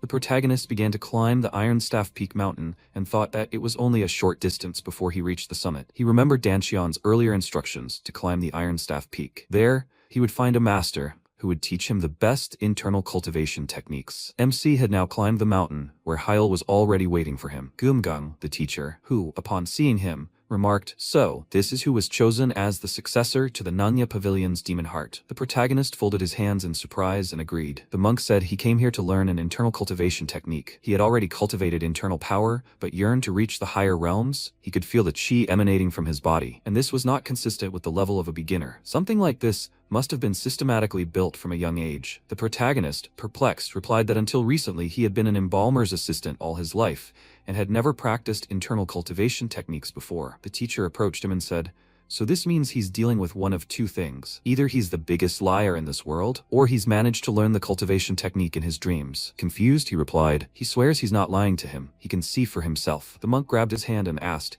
so that means he can destroy all the chi in his body, right? MC agreed with a serious expression. Suddenly, the teacher was horrified and realized that his body was overflowing with chi, but it wasn't circulating. This simply meant he was blindly accumulating chi in his dantian without any current or use. Such a thing was simply impossible under normal conditions. He squeezed his hand even tighter and exclaimed, who is he? Who taught him how to accumulate chi? The protagonist, perplexed, asked, what do you mean, a way to accumulate internal energy? The teacher asked if he had learned anything about calming his mind or controlling his breathing in the past. He agreed and added that he had learned a breathing method from his grandfather. The man indicated that he should demonstrate it. The protagonist applied the technique and began accumulating chi. The monk, watching this, was shocked to think that he was circulating his energy while standing. Didn't that mean he could do it in any position? And this breathing method is unusual. He asked if his grandfather taught him this. MC agreed and told him that when he and his grandfather were playing dead, he told him that one can breathe freely even inside a coffin. Gomgang explained that this isn't just a breathing method, but also a way to accumulate internal energy within one's dantian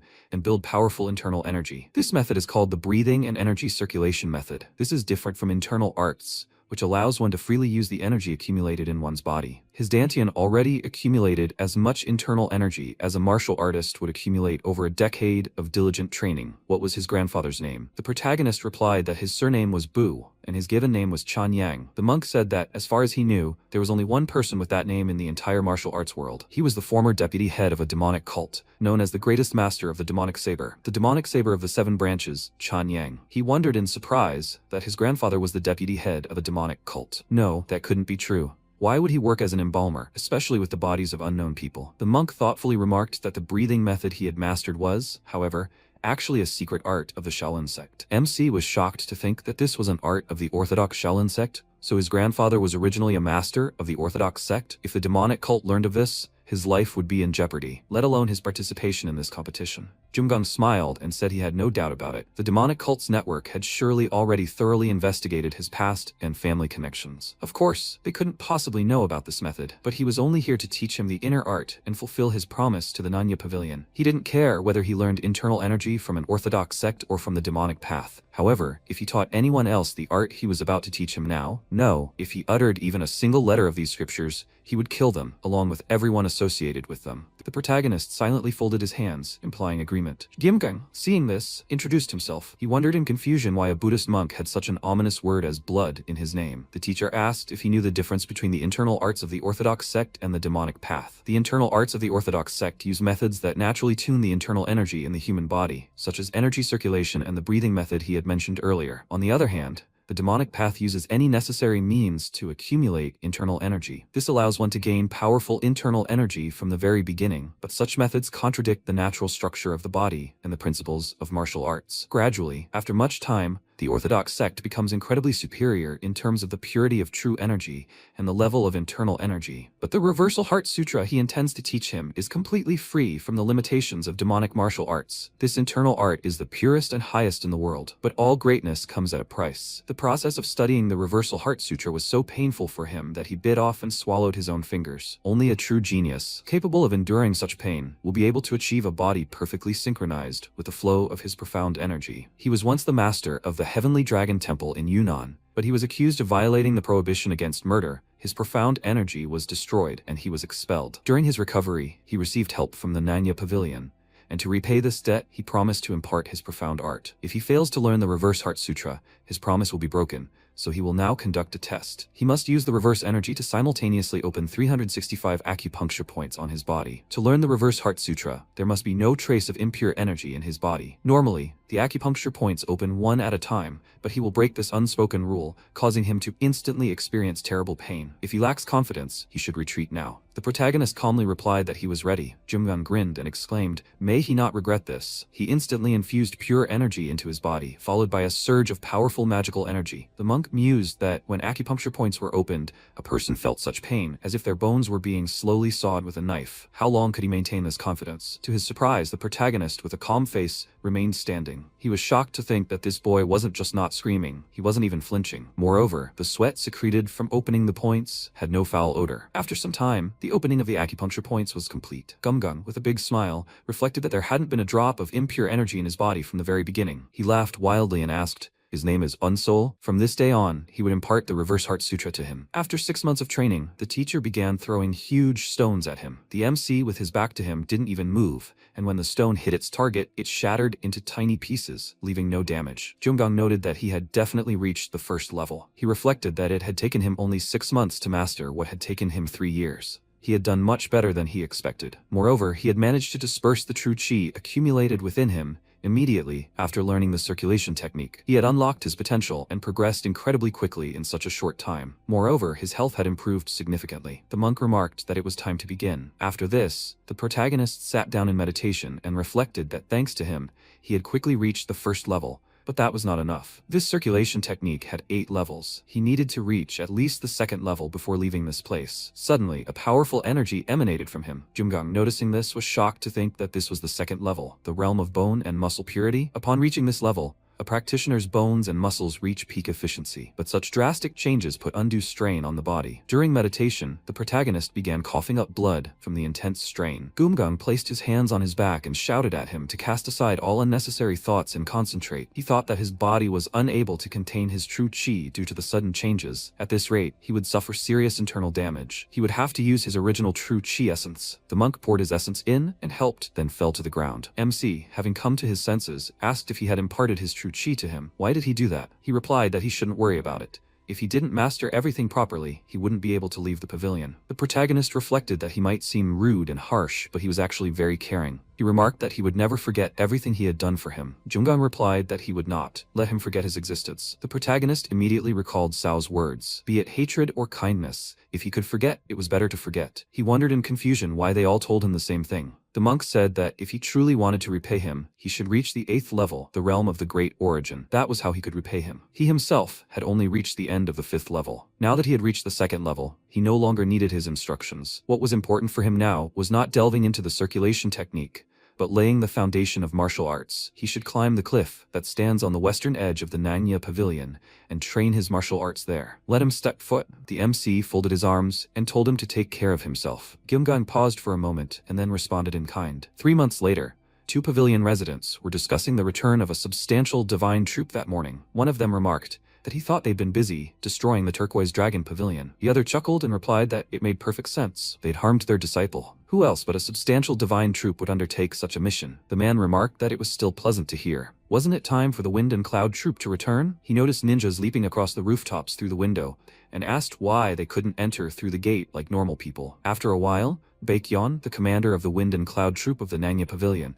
stood on the edge of the roof. Danchon caught up with him and remarked that he was standing as if he wanted to be captured in a painting. Why didn't he just come to the Turquoise Wind Pavilion right away? Why was he standing here and making a scene? Baekyeon turned around and said that this was the deputy pavilion lord. Danchon smiled and pointed out that he had said that when they were alone, he should just call him by his first name. He replied that this was nonsense. The pavilion's rules were already lax enough. However, he was just in time. He was just about to find him. He had heard that he had brought someone with enormous potential to become one of the 10 demonic masters. He had initially been against this plan, so why had he accepted him if he was originally supposed to go to the Fire Rain Sword Sect? Danchon replied that it was actually his choice. He had refused the Fire Rain Sword Sect's offer. Baekyeon asked in confusion, did he choose them? He replied that he almost clashed with that crazy old demon sword lord, but wasn't he proud of him? He had chosen them. The Wind and Cloud Squadron commander remarked that because of this, the Fire Rain Sword Sect hadn't received any of the 10 demonic masters at all. The Sword Sect leader himself expressed disappointment. He knew full well that the demonic palace had always been wary of them. Because of this, they had already experienced terrible treatment. Danchon replied that he felt he had been in Janghu for too long. The purpose of the Nanya Pavilion was to master martial arts, not to strive for political power. Baekyeon nervously remarked that this was merely an ideal. In any case, he had something to do. Where was that demonic master? His position among the 10 demonic masters was now in jeopardy. After some time, the protagonist began training his martial arts. The first thing he did was run silently on water, trying not to drown. A little earlier, on a cliff, he had encountered Go Wall, once known as a great thief, faster than a shadow. The old man said the art he would teach him was a physical technique that blurred the line between movement and martial prowess. The name also came from his nickname, Faster Than a Shadow. All the students who had mastered this art before him were left crippled. Their bodies couldn't handle the ultra-fast transformations. They would see how he fared. After some time, the protagonist achieved mastery in just a month, greatly surprising the teacher. Go Wall joyfully packed his things and declared that finally, someone worthy of inheriting his art had appeared. From now on, this place belonged only to him. He had mastered the basics. Now let him go hone it in real combat. In the present, as MC ran across the water, Danchon and Baekyeon watched.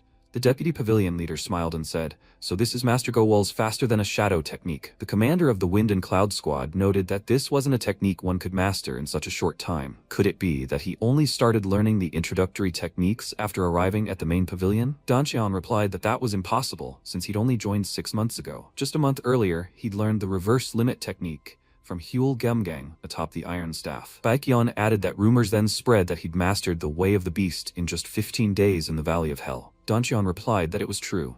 After they fed him all the polar heavenly essence of Sao, his supernatural neural core had opened up much faster than expected. Baekyeon exclaimed that the Way of the Beast couldn't be mastered that way. There were supposed to be 12 demon candidates, but because of him, there were 14. Has the pavilion master appeared yet? Dancheon replied that no, because that's why he's forced to do all this routine work alone. Baekyeon explained that the Demon Candidate project was originally proposed by the Demon Hall. Since then, the 10 demon sects have been filled with discontent. Dancheon replied that, unlike the Nanya Pavilion, which revered strength above all else, their heirs had already been chosen, and then they were told they had to pass on their martial arts to some demon candidates. No wonder they were furious. But still, wasn't the true purpose of the project to create assassins capable of destroying the great masters of the righteous faction? Parkyeon pointed out, so he knew all this. But it seemed some of the 10 demon sects never understood this. They even sent their chosen heirs to participate in the tournament. Danshan replied that this wasn't necessarily a bad move. If these heirs possessed top-tier talent, they would have been chosen as demon candidates no matter what. Park Yeon pointed a finger at the protagonist and said that would have been the case under normal circumstances. Because of that child,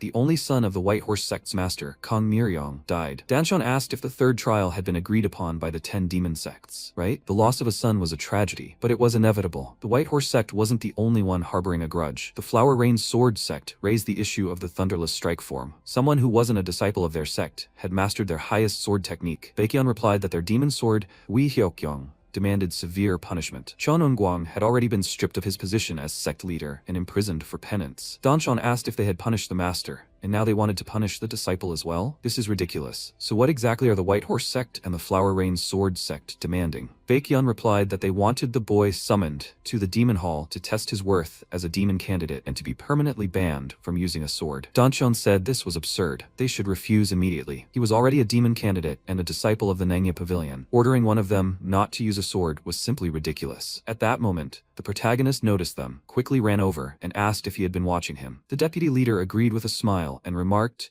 that he seemed to have mastered the divine arts well. Baekhyun asked if he was the demon candidate from their pavilion. Danshan replied that this boy was in charge of the wind and cloud platform. He could just call him chief. The protagonist introduced himself and greeted him. The Wind and Cloud Squad leader said he was glad he had come. He actually had something he needed to talk about. Danshan stopped him and pointed out that it wasn't worth mentioning, so why relay their words? The MC, with a serious expression, said it was all his fault. He'd take responsibility. Baekhyun remarked that he seemed to have heard everything they were saying. He apologized and added that he'd used the resonating mind skill from the beast path. The squad leader inquired in surprise. Wasn't that a technique that expanded one's perception through vibrations while at rest? And he used it while performing his divine art? The protagonist agreed and explained that while performing his divine art, he followed the waves spreading across the surface of the water to embody the beast path. Danshan smiled and remarked that he was always like that. Wasn't that amazing? Baekhyun, shocked, agreed and asked, how about we entrust it to him this time? The deputy head asked, perplexed, if he meant sending him to the demon hall to undergo this farce called a test. It was simply a ploy to kill him. Baekhyun replied that the whole purpose of the demon hall's request was to save face for the White Horse Sect master, who had lost his son. They most likely had no intention of taking his life. That's why the demon hall itself had been designated as the test site, not the White Horse Sect or the Flower Rain Sword Sect. If they rejected this proposal, the reclusive pavilion master himself might be forced to intervene, which would lead to major problems. Danshan remarked that even so, sending such a rookie there wasn't the best idea. MC calmly replied that he would go. He was heading to the demon hall. As the chief had said, all they wanted was to preserve their pride. Killing a mere rookie like him would only further humiliate themselves. More importantly, as a disciple of the Nangya Pavilion, he had no intention of backing down from a challenge. Baekhyun added that he was right. It was bound to happen sooner or later. They might as well accept their demand now and ensure they never made any further claims. Danshan said that if he passed the test, he should extract a promise that the matter with the White Horse Sect and the Flower Rain Sword Sect would be finally resolved. Under this condition, he would allow the Nangya Pavilion disciple, Yunseol, to take the test. The protagonist folded his arms and agreed. Sometime later, he arrived at the Hall of Demons and reflected that when he first entered, he was just an exorcist, ignorant of martial arts. But now, as the successor of the Nangya Pavilion, he once again walked the corridors of the Hall of Demons. One of the guards led him to a building and noted that this was Manbak Hall, the so-called brain of the Hall of Demons. As soon as he entered, someone from Manbak Hall would lead him in. The protagonist reflected that this was the heart of the Demon Hall's strategy and management, rivaling the Central Bureau of the Martial Alliance. And it was here that he would learn the true nature of the trial that awaited him. Inside, the Lord of the Demon Palace's pavilion was waiting for him. A servant noticed that Lord Unsul from the Wandering Beast Pavilion had arrived. The MC folded his arms, introduced himself, and greeted him. Baek Jongchun, the Lord himself, introduced himself in return and remarked with a smile that his chi was far more impressive than he had heard. He had heard about what had happened, right? Because of what had happened, the Demon Palace had found itself in a very strange situation. They couldn't simply ignore the demands of the 10 demon sects. The protagonist wondered if the Demon Palace and the 10 demon sects were the same thing. Jongchon asked, didn't anyone explain to him what was going on? It seems the Wandering Beast Pavilion is still unaware of what's going on in Murim. The Demonic Palace is an alliance of demonic path sects, formed by 10 demonic path sects. They aren't completely united, but they're also impossible to separate. Typically, the Demonic Palace's lord is chosen from among the 10 demonic path sects, but the previous lord wasn't one of them. And not all demonic path sects are friendly toward the Demonic Palace. MC thought he understood everything. The two sides are merely collaborating, so many demonic path sects aren't exactly thrilled about the Demonic demonic palace. Zhongchun added that, frankly, the 10 demonic path lords' intention isn't to choose successors for the 10 demonic path sects. Their true goal is to cultivate people who will destroy the masters of the righteous path. In other words, the 10 Demon Lord competition was the Demon Palace's plan to eliminate the Righteous Alliance's leadership. The 10 Demon Lords initially rejected the idea, but they continued to persuade them until they sent their disciples. And it was at the 10 Demon Lord competition that these people met their deaths, and all because of him. For all these reasons, the Demon Palace now found itself in an extremely awkward position. That's why it wanted to meet him, to punish him under the guise of a test. He understands that, right? The protagonist calmly agreed. Zhongchun noted that he saw that he had come prepared. He agreed, and added that he would accept any test, no matter what it was. The Palace Lord said, well, he'd already talked too much. It was time for them to get down to business. The Fire Rain Sword Sect and the White Demon Temple had done him a favor. The right to enter the Pavilion of 10,000 Demonic Truths, the palace's repository of martial arts. He took out the item and noticed it was the Golden Monkey's golden plate, necessary for entry into the Pavilion of 10,000 Demonic Truths. It only granted access to the first floor of the 3. The first floor is the lowest in terms of access. But even on the first floor alone, there are 25,000 different martial arts treatises. This will be a huge advantage for him. But it also means his chances of successfully passing this test are slim. That's why they're showing him this favor, to silence the bad rumors. The test is to withstand 5 blows from a martial artist chosen by the White Demon Temple. That's the entire test. The head instructor gave up his position during the competition to ensure his passage. He asked him many times why he did this, but all he said was that he would find out for himself. He hoped he would see the answer to this question. After this, Zhongchun handed him the item. After some time, the protagonist left the room and met Jingok in the hallway. The master approached him and remarked that he had heard the news. He must have come for the test. He agreed and asked why he was there. The master replied that he had extensive connections within the all-encompassing pavilion. He assisted the headmaster on Hell Island because he was acting as the lord of the all-encompassing pavilion's deputy, who was absent at the time. Had he come to the pavilion of 10,000 demonic truths for the test? MC looked at the golden plate and agreed. Jingok remarked that since he had once been his disciple, he would give him some advice. Zhonghu is a terrifying place. No good deed is done without reason. Usually, there is some hidden intent or plot behind it. The same was true in this situation. But despite all this, he was confident that even amidst danger, he would be able to find opportunity. After all, a tree grows from its roots. Let him remember his words and do his best. He hoped that everything would work out. The protagonist thanked him, and after a while, he arrived at the Pavilion of 10,000 Demonic Truths. The gates opened before him, followed by endless corridors filled with countless books. MC stepped inside and wondered in surprise that this was no ordinary library. Were all these books on martial arts? He picked up a few books and wondered if this really was a trap. Secret martial arts techniques might be collected here, but he wouldn't be able to master any of them in a day. If he got carried away and tried to master everything at once, he would only be wasting his time. He believed that this was exactly what they were counting on. The Fire Rain Sword Sect and the White Demon Temple wanted to confuse him, to disrupt his concentration. He couldn't give in to that. He had to find opportunity amidst danger. A tree grows from its roots, and these are its roots. Could this really be what he thought? The protagonist jumped up and quickly started searching for a book. After a while, he found a book titled Wandering Beast Treatment, and then smiled, noting that something from the Wandering Beast Pavilion was there after all. He wondered what kind of technique it was. MC quickly flipped through the book and then saw the 100% Rasengan technique. Sometime later, the day of the test arrived. He arrived at the Great Training Hall of the Demonic Palace, where they were already waiting for him. Gok Gyobong, a former martial artist of the Demonic Palace, introduced himself and said that he lived behind the Elder's Pavilion. He had come to observe him during the test. Sitting nearby was Yu Un-song, the leader of the Secret Shadow Squad. He is from the Fire Rain Sword Sect. Another man was Nong Gak, the leader of the Profound Mystery Hall. He is from the Wandering Beast Pavilion. And finally, the last one was Go Gunpyeong. He leads the Silent Dragon Squad. He is from the White Demon Temple. This trial is being held at the request of the White Demon Temple and the Fire Rain Sword Sect. The White Demon Temple wishes to test his qualifications to become one of the 10 Demon Masters. The Fire Rain Sword Sect, however, claims that the exemption granted to him was unfair. If this young man passes the trial, will the White Demon Temple and the Fire Rain Sword Sect promise not to return to the past? All the other representatives agreed. Jobong snapped his fingers and said that they would then begin the trial. Gunpyeong approached the protagonist first, saying that if he could block 5 of his attacks, he would pass. After this, the young man began casting magic, and recalled how the abbot of the White Demon Temple ordered him to kill him. He reflected that he was still young and did not want to tarnish the reputation of the Wandering Beast Pavilion. So with the 5th attack, he would simply rip off both his arms. At the moment of attack, the protagonist nervously thought that he was completely unprepared for this blow. He's so fast. Yet despite the ability's casting speed, he managed to dodge. Gunpyeong thought he'd mastered the basics flawlessly. Afterward, he used another technique, causing the bandages on his hands to fly toward the protagonist. MC nervously wondered, "What is this?" Instead of retreating, he ran straight into the countless blades created from the bandages, thus blocking the attack. Gunpyung was surprised to notice that the second technique was called White Demon Spirit Descent. He'd seen through the false move, he'd mastered the path of the wild beast, but now he had to be more careful. The third technique was called White Demon Chaotic Shadow. Gunpyung used the skill and literally unleashed a hail of attacks.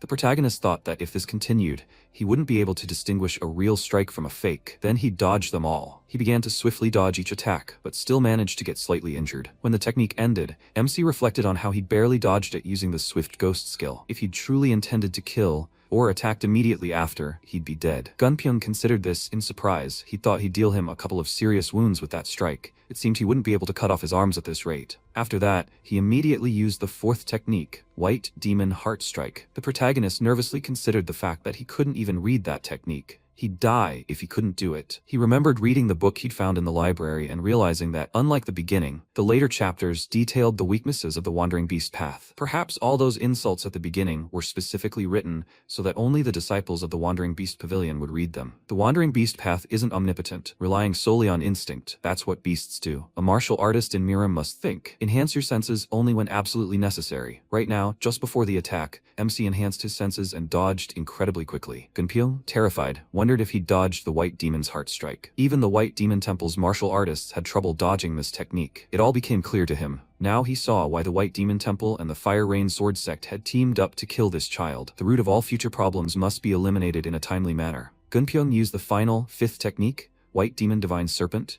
and created an incredibly fast blade, rushing straight at the protagonist. He tried to dodge, but the blade ricocheted off the ground and changed its trajectory. MC, horrified, wondered if this weapon was pursuing him. Gunpyung wondered if this technique wouldn't stop until it drew blood, so it was only a matter of time before his neck was cut in half. The protagonist thought there was no way to avoid it. Well, since it had come to this, he used the Unrivaled Lightning technique and tried to counterattack, but the White Demon's blade didn't stop. The protagonist thought that even using Unrivaled Lightning at its maximum power, he could barely contain it. If this continued, he would die. Suddenly, from such a powerful force, his blade shattered into tiny pieces, and the White Demon's blade itself pierced his body. MC flew into the wall, and coughing up blood, with the last of his strength, he picked up the broken sword, and then stood up, looking his opponent straight in the eye. Gunpyung, in wild shock, thought that his sword was shattered, his right arm was completely broken, but his fighting spirit hadn't dimmed one bit. Who is he? No, what is he? If he didn't get rid of him here and now, he would become a serious threat to the current leaders. He needed to finish him off. He clenched his fist furiously, but was stopped by Nongak, who noted that the 5 forms they had agreed upon had expired. Gunpyung wrenched his hand from his grasp and asked if he was being too rude. He replied that if he refused to honor the agreement, their sect would abandon its pact with the demonic division. Unseong intervened, pointing out that this boy had used Unrivaled Lightning during the test. Considering the reason it was created, he had to admit he had failed with the final form. Nongak responded that this was nonsense. Where in the agreement had it been stated that he couldn't use it? Besides, he had now demonstrated a far from frivolous decision. If Great Master Cheon had seen this, he would have been pleased. Unsong angrily told him to put that thought aside. Nongak replied, "Let him think about it." When Master Gunpyung used the White Horse Sect's peak technique, the boy blocked it with Grandmaster Cheon's best move. This meant the Fire Rain Sect's derivative sword art had surpassed the White Horse Sect's peak technique. Shouldn't the latter be ashamed in such a situation? He was slightly concerned about the relationship between the Fire Rain Sword and White Horse sects. They had long been on good terms, but this incident could ruin everything. Unsong noted that this test had been arranged in secret, and only a few people in the pavilion were allowed to know about it, so this news won't be able to spread. Nongak asked if they would honor the established agreement, right? Jobong agreed and added that, as of today, Unsol, a disciple of the Nangya Pavilion, is once again considered a participant in the 10-demon trial. The ban on using a sword has also been lifted. Nongak turned to the protagonist and remarked that he had done an excellent job. As a disciple of the pavilion, he hadn't disgraced himself in the least. At this point, the protagonist himself was still in a fighting stance, despite severe injuries. Nongak hugged him and said that now that they had sorted this out, he could breathe a sigh of relief. Sometime later, the MC woke up on a bed in an unknown room and wondered where he was. Why? Every time he lost consciousness, did he wake up in an increasingly luxurious place? How did the trial end? He thought he had held out until the end, but he couldn't remember the final moments. And besides, he had no idea how much time had passed. What would happen to him now if he failed this test? Well, he wouldn't get that answer anytime soon, so for now he'd focus on circulating his internal energy and catching his breath. The protagonist had assumed a meditative pose when he suddenly felt something strange and wondered what it was. Where did such a quantity of true internal energy come from in his body? He remembered Gyum-gung saying that his dantian already contained as much qi as an experienced martial artist would accumulate in 10 years of continuous training. Moreover, this qi was pure and true, so awakening his dormant acupuncture points would instantly make him much stronger. MC now wondered if this incident had activated his dormant acupuncture points. This was the third level of the Reverse Heart Sutra, the Reverse Firelight. Mastering this, one gains immunity to both heat and cold. So did that mean he was no longer afraid of extreme temperatures? He still couldn't believe it. At that moment, Jin Sol, Jeokbung's assistant, entered the room, noticing that he had woken up. The protagonist asked where he was and how the trial had ended. The girl replied that this was the House of the Red Demon, the abode of the Senior Lord. He was shocked to realize that this wasn't a hospital, but his own home. Even someone as distant as he had heard of the Senior Lord of the Demonic Division, the Blood Demon Jeokbung. He was one of the 3 greatest demonic masters, having achieved the highest heights in the world of martial arts. But what was he doing in the house of such an important figure? Jin Sol introduced herself and explained that the Lord had ordered her to escort him to the inner hall, so he should follow her. The Lord himself was waiting there. After a while, they went outside. MC, looking around, thought about the huge garden, as if he were in paradise. Jin Sol noted that they had arrived. A pavilion appeared before him, and the master himself sat inside. When the protagonist sat down across from him, Jeokbung said he'd heard he'd passed the Fire Rain Sect and the White Demon Temple's test. He congratulated him on this. He thanked him and took a sip of tea. The master asked how the tea tasted. The protagonist replied that he wasn't sure. He wasn't much of a tea connoisseur. Jeokbung pointed out that he'd said he worked as a gravedigger. He'd forgive him for asking. After that, the pavilion lord introduced himself. The MC was surprised to think that the bloody demon who had swept through Jenghu and slaughtered countless righteous martial artists was an old man who looked and acted like a Taoist hermit. If he hadn't heard of him before, he wouldn't have guessed it was him. The protagonist bowed his head and introduced himself. Jeokbung noted that he looked somewhat different from the one he'd been told about. He started studying martial arts late, but his joints and muscles are unusually flexible. He also has a strong foundation of internal energy. The protagonist replied that in his youth, he often amused himself by climbing into coffins and learning how to breathe properly. Only recently did he realize that he had been unknowingly mastering cultivation techniques all this time. Jeokbung said he understood everything. The reason he brought him here instead of to the healing hall was because he wanted to speak with him privately. Once he completed his training at the Wandering Beast Pavilion, he was to join the Demonic Palace. Yes, the Wandering Beast Pavilion is one of the 10 demonic sects, but their structure and practices are very different from the others. In about 3 years, when he joins them, he will meet the Lord of the Demonic Palace and accept him into the Dark Sky Squad. The MC was shocked to realize that this was one of the most elite squads in the Demon Palace, along with the Heaven Slayer Squad and the Soul Extermination Squad. Jeokbung added that he would then embark on a path leading to the heights of power in the Demon Palace. What would he say to that? The protagonist replied that he was forced to decline the offer. Jeokbung, radiating an incredibly powerful aura, asked why. He explained that learning the martial arts of the Wandering Beast Pavilion required him to risk his life. If such a high position were guaranteed to him even before he began training, he would become complacent, lose his guard, and fail to master the arts of the Wandering Beast Pavilion. Jeokbung laughed incredibly loudly and exclaimed that he loved it. This is exactly the attitude a true martial artist should have. The MC thought it was a powerful shockwave. The sheer energy contained in his laughter made his insides clench. The master remarked that he would be watching him. He would see how much he had grown in these 3 years. They would meet again that day. The protagonist wondered if he was signaling that he could go. He said goodbye and began to leave. Afterward, an assistant approached Jeokbung and said that he had never seen anyone reject his offer, although he was precisely the type capable of such a thing. The master replied that they would watch him for now. They would see whose side he ultimately chose. After some time, having walked a fair distance, the protagonist, horrified, thought he had almost died. He thought the test he had just undergone would be the most life-threatening, but it turned out that being in the hands of such a person was far more frightening. Suddenly, a man approached him, patted him on the back, and asked if he was okay. The protagonist realized they were on a city street, agreed, and reflected on how he hadn't even noticed how he'd reached the outskirts of the city. This tranquil panorama, something he hadn't seen in a long time, was something he'd never imagined would become a rarity. When had he changed so much? He'd become too immersed in a life he didn't want. As if to prove it, someone was watching him. The MC began to walk away, glancing around. Noticing a strange silhouette, he thought he should first get a weapon. The protagonist approached a blacksmith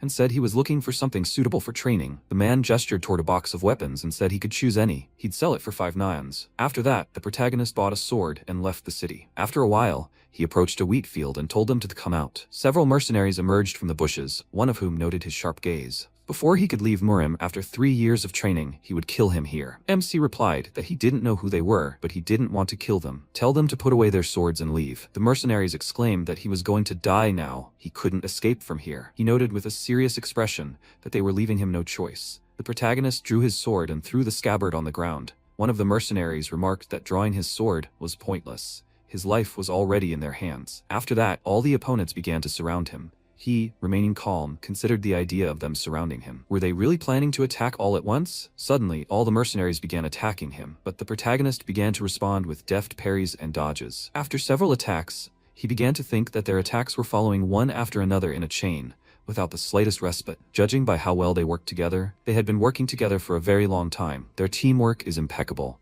But when viewed through the lens of the wild beast, the gap in individual skill between them is glaring. If he exploits this and uses it against them, he'll defeat them. MC dashed forward with lightning speed and cut down one of the mercenaries. The other, watching this, was amazed to think he'd figured out the weakness of the Wudong sect's supreme sword formation. Had the Demon Palace really taught 10 demonic masters to destroy orthodox formations? He shouted, "Make everyone adopt the third formation." Instantly, the mercenaries changed their formation, placing 3 in front and 2 in the back. The protagonist thought there was no point in changing their formation. Their weakness was their difference in skill. This wouldn't change anything. As he attacked, he made a lightning-fast dash and struck down 2 mercenaries at once. The others, watching this, horrified, said that the Demon Palace had leaked false information. They thought he hadn't mastered the highest sword techniques. MC replied that this wasn't martial art anymore. It was his desperate fight for survival. They were losing because they believed too much in their superiority in a fight where lives were at stake. The mercenary reflected in horror that he had always thought they were the hunters. Their enemies were the prey, and they were the predators. He believed they could destroy any opponent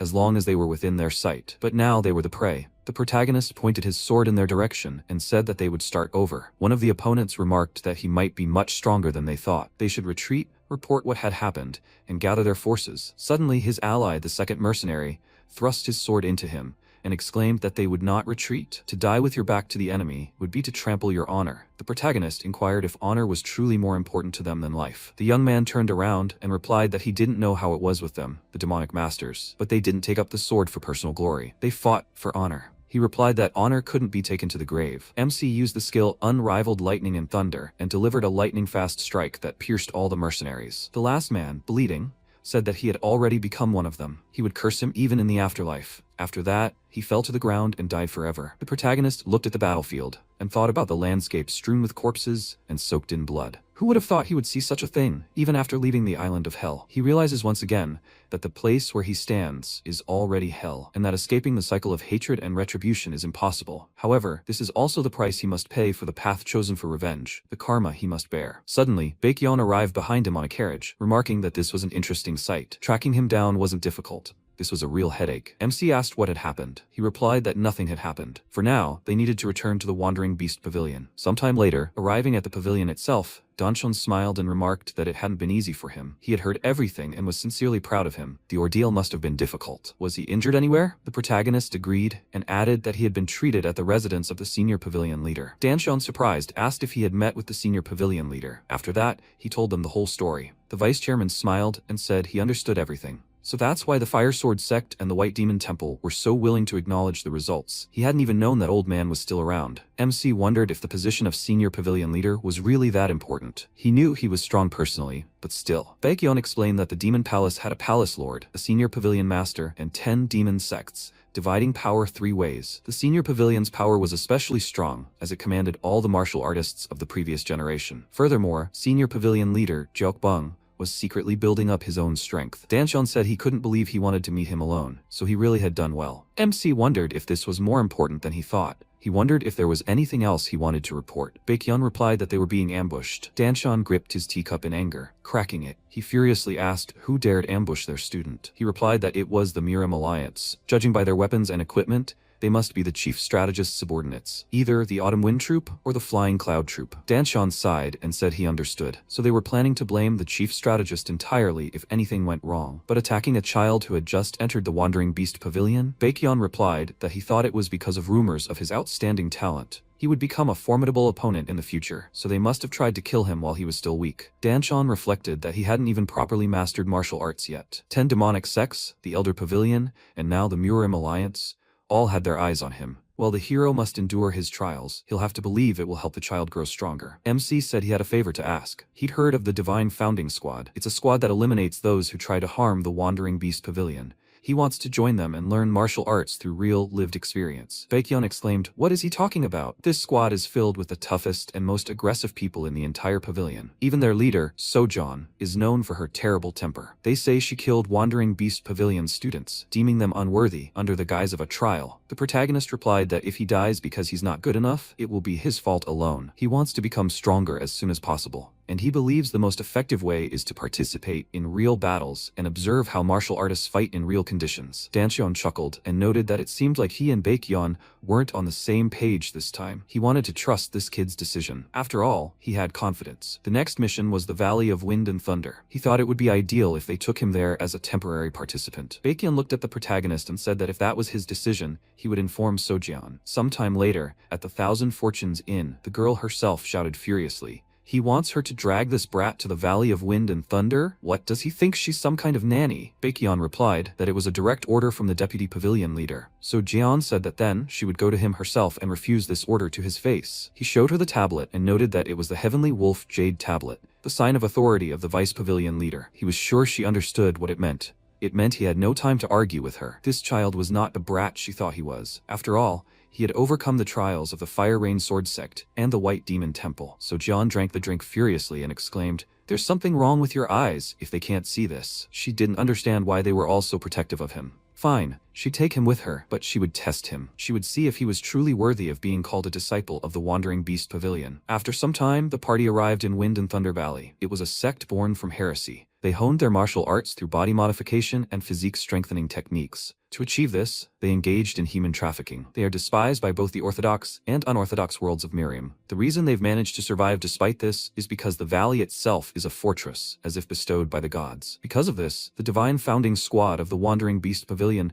hesitated for a long time before taking on the task. So Jaeyeon said the valley was much larger than she'd heard. One of the members noted that the problem was the strong winds. They were too powerful. They wouldn't be able to cross safely. Furthermore, there were guards there. Should they show their face, the guards inside would immediately cut the bridge. The girl nervously considered that this task was difficult enough without having to babysit this child on top of it. She turned to Jae-woon, the deputy commander of the Divine Founding Squad, and asked if he could handle it. He replied with a smile that he'd have to try. He began tossing daggers across the ravine, aiming straight for the building there. MC, watching this, thought what had just happened looked easy, but this was the body and blade fusion technique he'd learned at the Fire Rain Sword Sect. He really was skilled. So Jeon asked if he thought it worked. Jae-woon replied that inside the building, yes, but he'd have to take a closer look. Perhaps there were hidden mechanisms on the bridge as well. She considered this. She wanted to make sure nothing happened to her squad mates. The girl called out to the protagonist and motioned for him to go first. He calmly agreed and headed toward the bridge. As he approached the abyss, MC considered that in this wind, maintaining his balance wouldn't be possible using normal methods. He'd have to use the absorption technique to plant his feet firmly on the bridge. He used the technique and then began to walk across.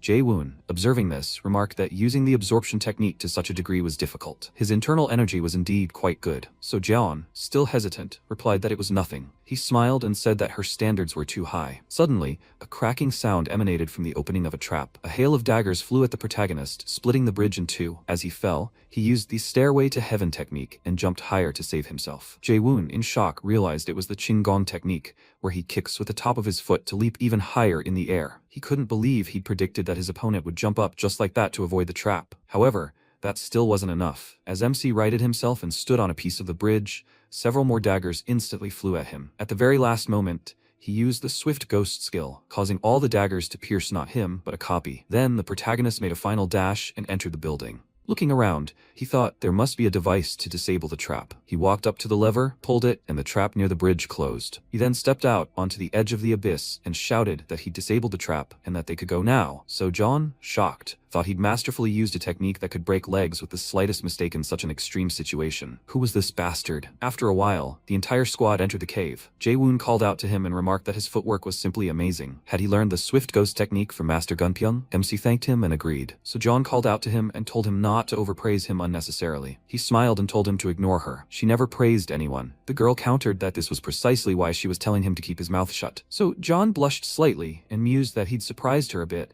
but that still wasn't enough to pass her test. She would prove he was truly worthless. After that, they approached an underground reservoir. The girl noted that it looked like they were there. She gave the command to move forward, and the entire squad began diving into the water, except for Jae-woon. The protagonist asked what he was doing. He replied that he had joined at the last minute and hadn't heard of this lake. This lake is connected to the Valley of Wind and Thunder. If they dive in and swim through the underwater tunnel, they could reach their destination directly, but the entire lake is filled with ice essences. They say that even a single ice essence the size of a fist can freeze an entire well. The moment he enters the lake, he will have to continuously expend all his internal energy for about 15 minutes, protecting his body from the cold. If he didn't do this, he would instantly freeze and sink to the bottom, so he could wait here. At his age, such a technique was nearly impossible. Trying it alone would be tantamount to suicide. The protagonist replied that it was fine. He took a deep breath and thought that he wouldn't have come here at all if he were so afraid of death that he couldn't jump. After these thoughts, the MC dove into the water and was surprised to see so many huge ice crystals here. So that's what he meant by the ice essence. But something was wrong. Since everyone else was suffering, that meant the ice essence was actually having some effect. But despite not using any internal energy, he didn't feel the cold at all. Could it be because he had recently achieved a state of invulnerability to fire and water? Is that why the cold simply couldn't affect him? He hadn't paid much attention to it at the time,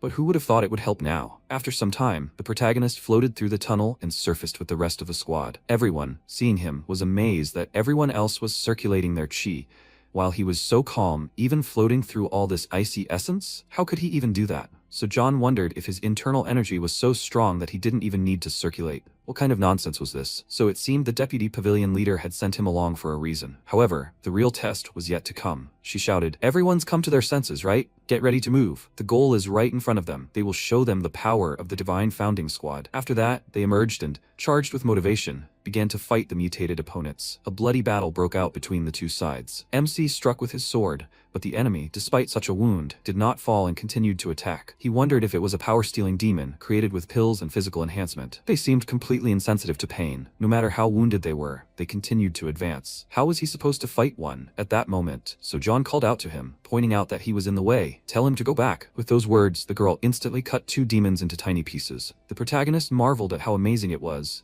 She was dispatching power-stealing demons so effortlessly. Yes, he was here to learn from martial artists in real combat. From now on, in the very center of this chaos, he would observe their techniques and make them his own.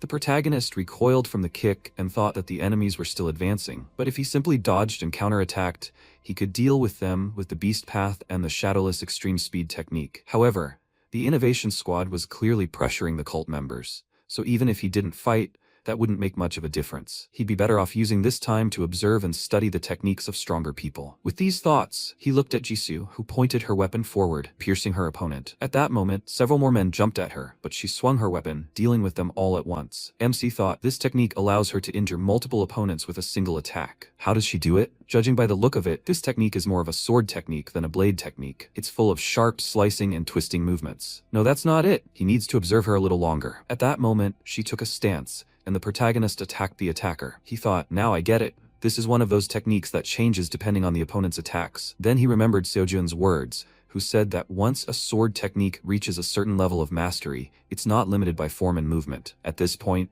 a person is capable of creating a flawless technique with nothing more than good fencing skills and proper body positioning. At that moment, he looked at Jisoo and thought, the squad leader doesn't use any specific technique. She focuses on her enemy's movements and attacks. And each time, she delivers a unique counterattack based on that. Just one attack, and that already covers 9 different sword trajectories. If he were to try applying what he'd just discovered, Jisoo looked at the protagonist, who had rushed into battle, and thought that he'd been watching her for some time. What was that boy up to? At that moment, the MC launched a powerful attack, and then headed toward the man running toward him. He made a cross-shaped cut, then sighed, thinking that he couldn't create more than 2 trajectories at once right now. At that moment, Jisoo looked at him and thought, how could he just manage to land 2 strikes in one motion just by watching her? But this is one of the pinnacles of her unique blade art. It took her 2 years to master it. At that moment, MC looked at the sword in his hand and thought that he couldn't do more now. But the logic was clear. Now he will watch the deputy leader. At that moment, Minjun turned his gaze to him and thought, this guy, it seems like he was just copying the leader, and now he's switched to him? The leader's technique, Supreme Heavenly Blade Moment,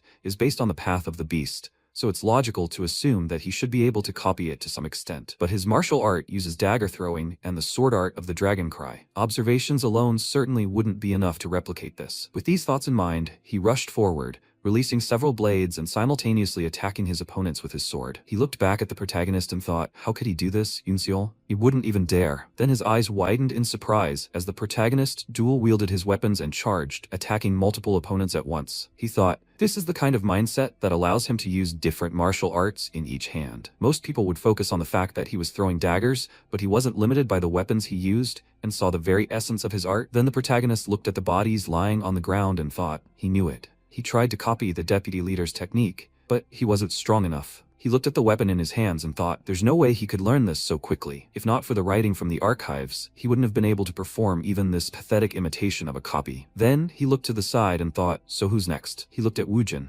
who was attacking another opponent, and thought that this wasn't a fire rain sect sword technique. He looked at his sword and thought the power emanating from it was simply incredible. Who would have thought such a simple movement could do such a thing? He didn't think that observing from the outside would help him in this case. Then he walked over to one of the prone bodies and reached out his hand, and Woojin looked at him and thought, this guy, what is he doing there in the middle of the battlefield? And at that moment, MC said in surprise, that's it. At that moment, the man behind him smiled and raised his hand to attack, but the protagonist swung his sword back, piercing the attacker's body. He swung it several times, cutting through his body. And at that moment, he thought, now he understands. As soon as he makes contact with the opponent, he infuses his sword with true chi to maximize his power. MC thought he'd observed the people he needed long enough. At that moment, he heard a shout, Nanya Pavilion, you idiots! How dare they come here? He'll tear everyone to pieces. With those words, a man leaped toward them, and Minjin, looking at him, said, here he is, the leader of the Wind and Thunder Gorge sect. At that moment, he concentrated energy in his hand and shouted loudly, sending 2 magical projectiles forward. The warriors shielded themselves with their hands, trying to fend off his attack, and one of them screamed, Poison Palm, and Jisoo ran forward and shouted for him to get lost. They leaped at each other, and the man thrust his hand forward,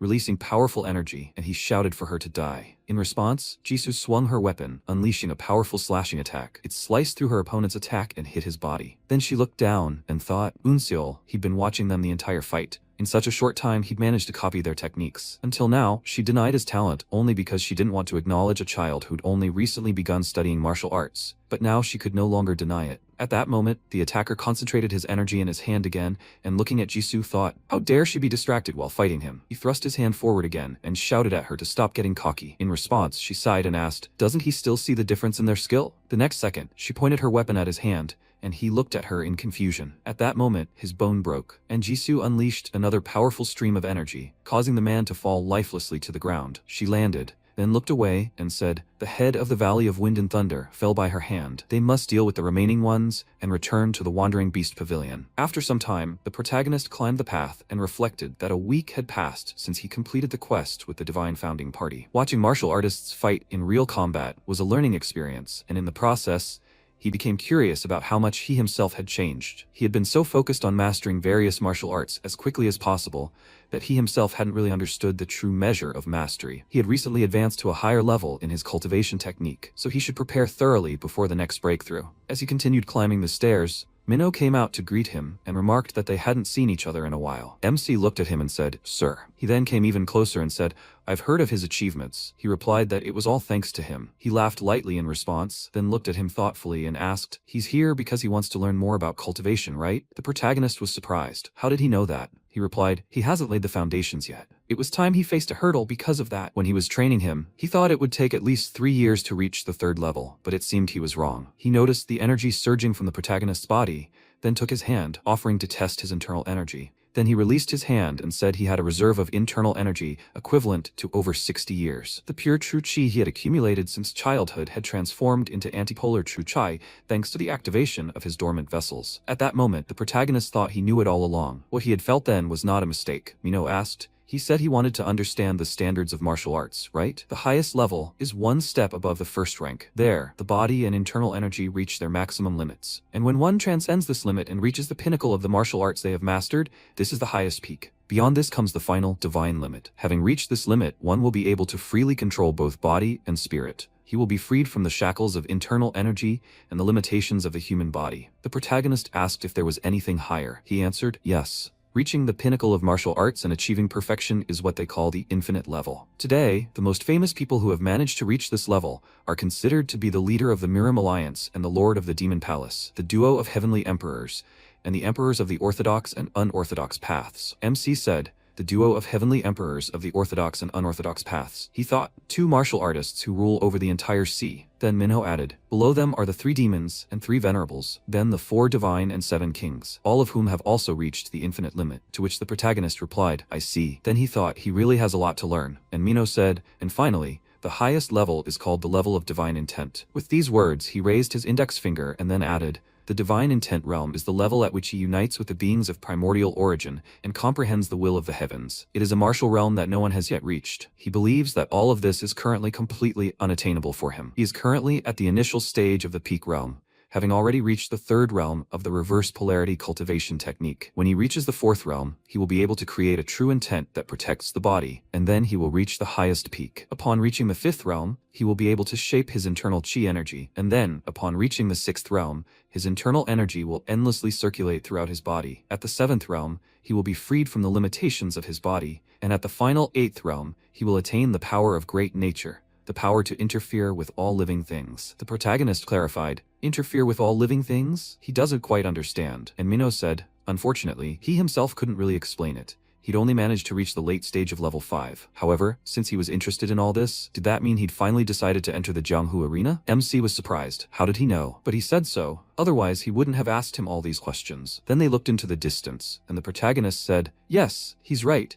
He realized that it's in real combat that a person becomes the strongest and fastest. That's why he wants to go to Jianghu. He thought, besides, wandering Jianghu would be wiser than sitting in the demon palace if he wanted to get information about his grandfather's killer. Then Minho turned and said, then he'll need information about Jianghu itself. Then he turned and added that he needed to go to Master Chiol. He'd tell him everything he needed. In response, the protagonist bowed and thanked him for his help, and he said that Jianghu is a dangerous place. He should be careful. MC said, sir, please. He must take care of himself. After some time, the protagonist came to the forge and watched as Chiol struck a hammer. Then he said, okay. He turned around and asked what brought him here. After a while, he threw the notes on the table, and the protagonist took this one in his hand and asked what this was. He answered what he wanted to know. Then MC began to read and said in surprise, this is the political situation in Jianghu, the characteristics of each sect and clan, as well as information about renowned martial artists. There's even detailed information about the 10 demonic masters. He thought that for an ordinary blacksmith, this knowledge is too detailed.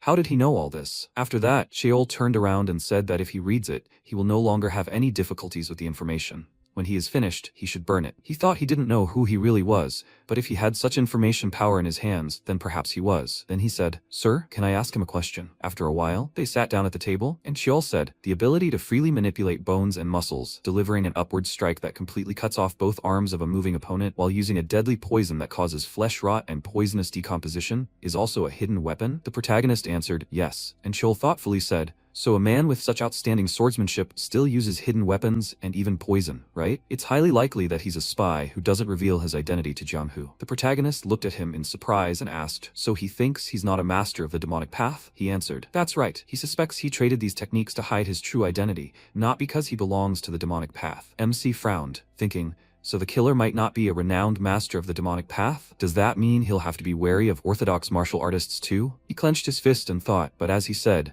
if all these traces were intentionally planted to mislead others, then how would he find him? Then Chol said, Unsol, he has a proposition for him. After a while, the protagonist said he wanted to go to Jianghu, and Jiho looked at him and said, he was just wondering what brought him here so suddenly. Wasn't the experience he gained in the Divine Foundation squad enough? He replied that although that experience was very valuable to him, he felt he needed real, live clashes to truly hone his martial arts. Jiho rested his head on his hand and said that he understood, but he couldn't let him go so easily. He was, after all, the deputy pavilion leader. To be allowed to enter Jianghu, he must be a member of a hall or squad and have the leader's approval. MC said he knew, which was why he wanted to join the rescue squad. Jiho looked at him in confusion, then, leaning his hands on the table, stood up and shouted, what? Before he could finish speaking, the protagonist said he heard it from Master Chol. Not long before, he had told him to join the rescue squad, Inseal. The rescue squad deals with assassinations, kidnappings, and thefts of highly valuable resources. They carry out missions that the Demon Palace doesn't officially recognize. This would be a good opportunity to get what he wants. The protagonist thought that in the current situation, dealing with the killer was truly extremely difficult. If he joined the rescue squad, he would surely be able to find a clue. They are given dangerous missions where you risk your life every time, which means he will definitely become stronger there. Then Jiho shouted, no, he can't allow this. Before he could finish speaking, the protagonist said he knew what they were doing,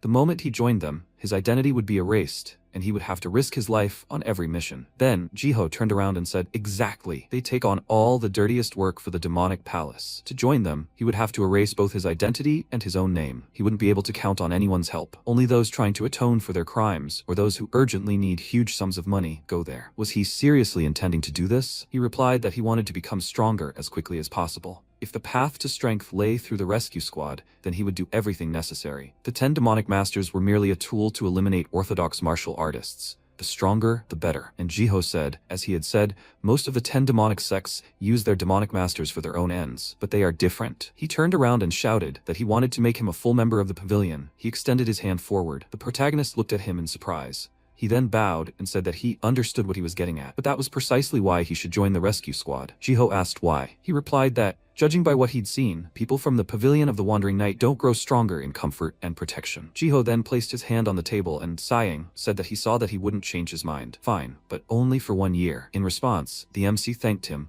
and he added that if at any point he was satisfied with his progress, he should leave the rescue squad and return to them. The protagonist bowed and said that he understood. Jiho looked at him and said that since he was going to Jianghu, he should allow him to give him some useful advice. His appearance was too conspicuous right now. Besides, he was the most famous of the 10 demonic masters. Hiding his identity would be of great benefit to him. After a while, Dongting Lake, MC stepped forward and adjusted his hat. Looking around, he thought, before, when he came here under his real name, people would do nothing but whisper behind his back. It was a good thing the deputy chief taught him how to disguise himself. This place was the Yueyang branch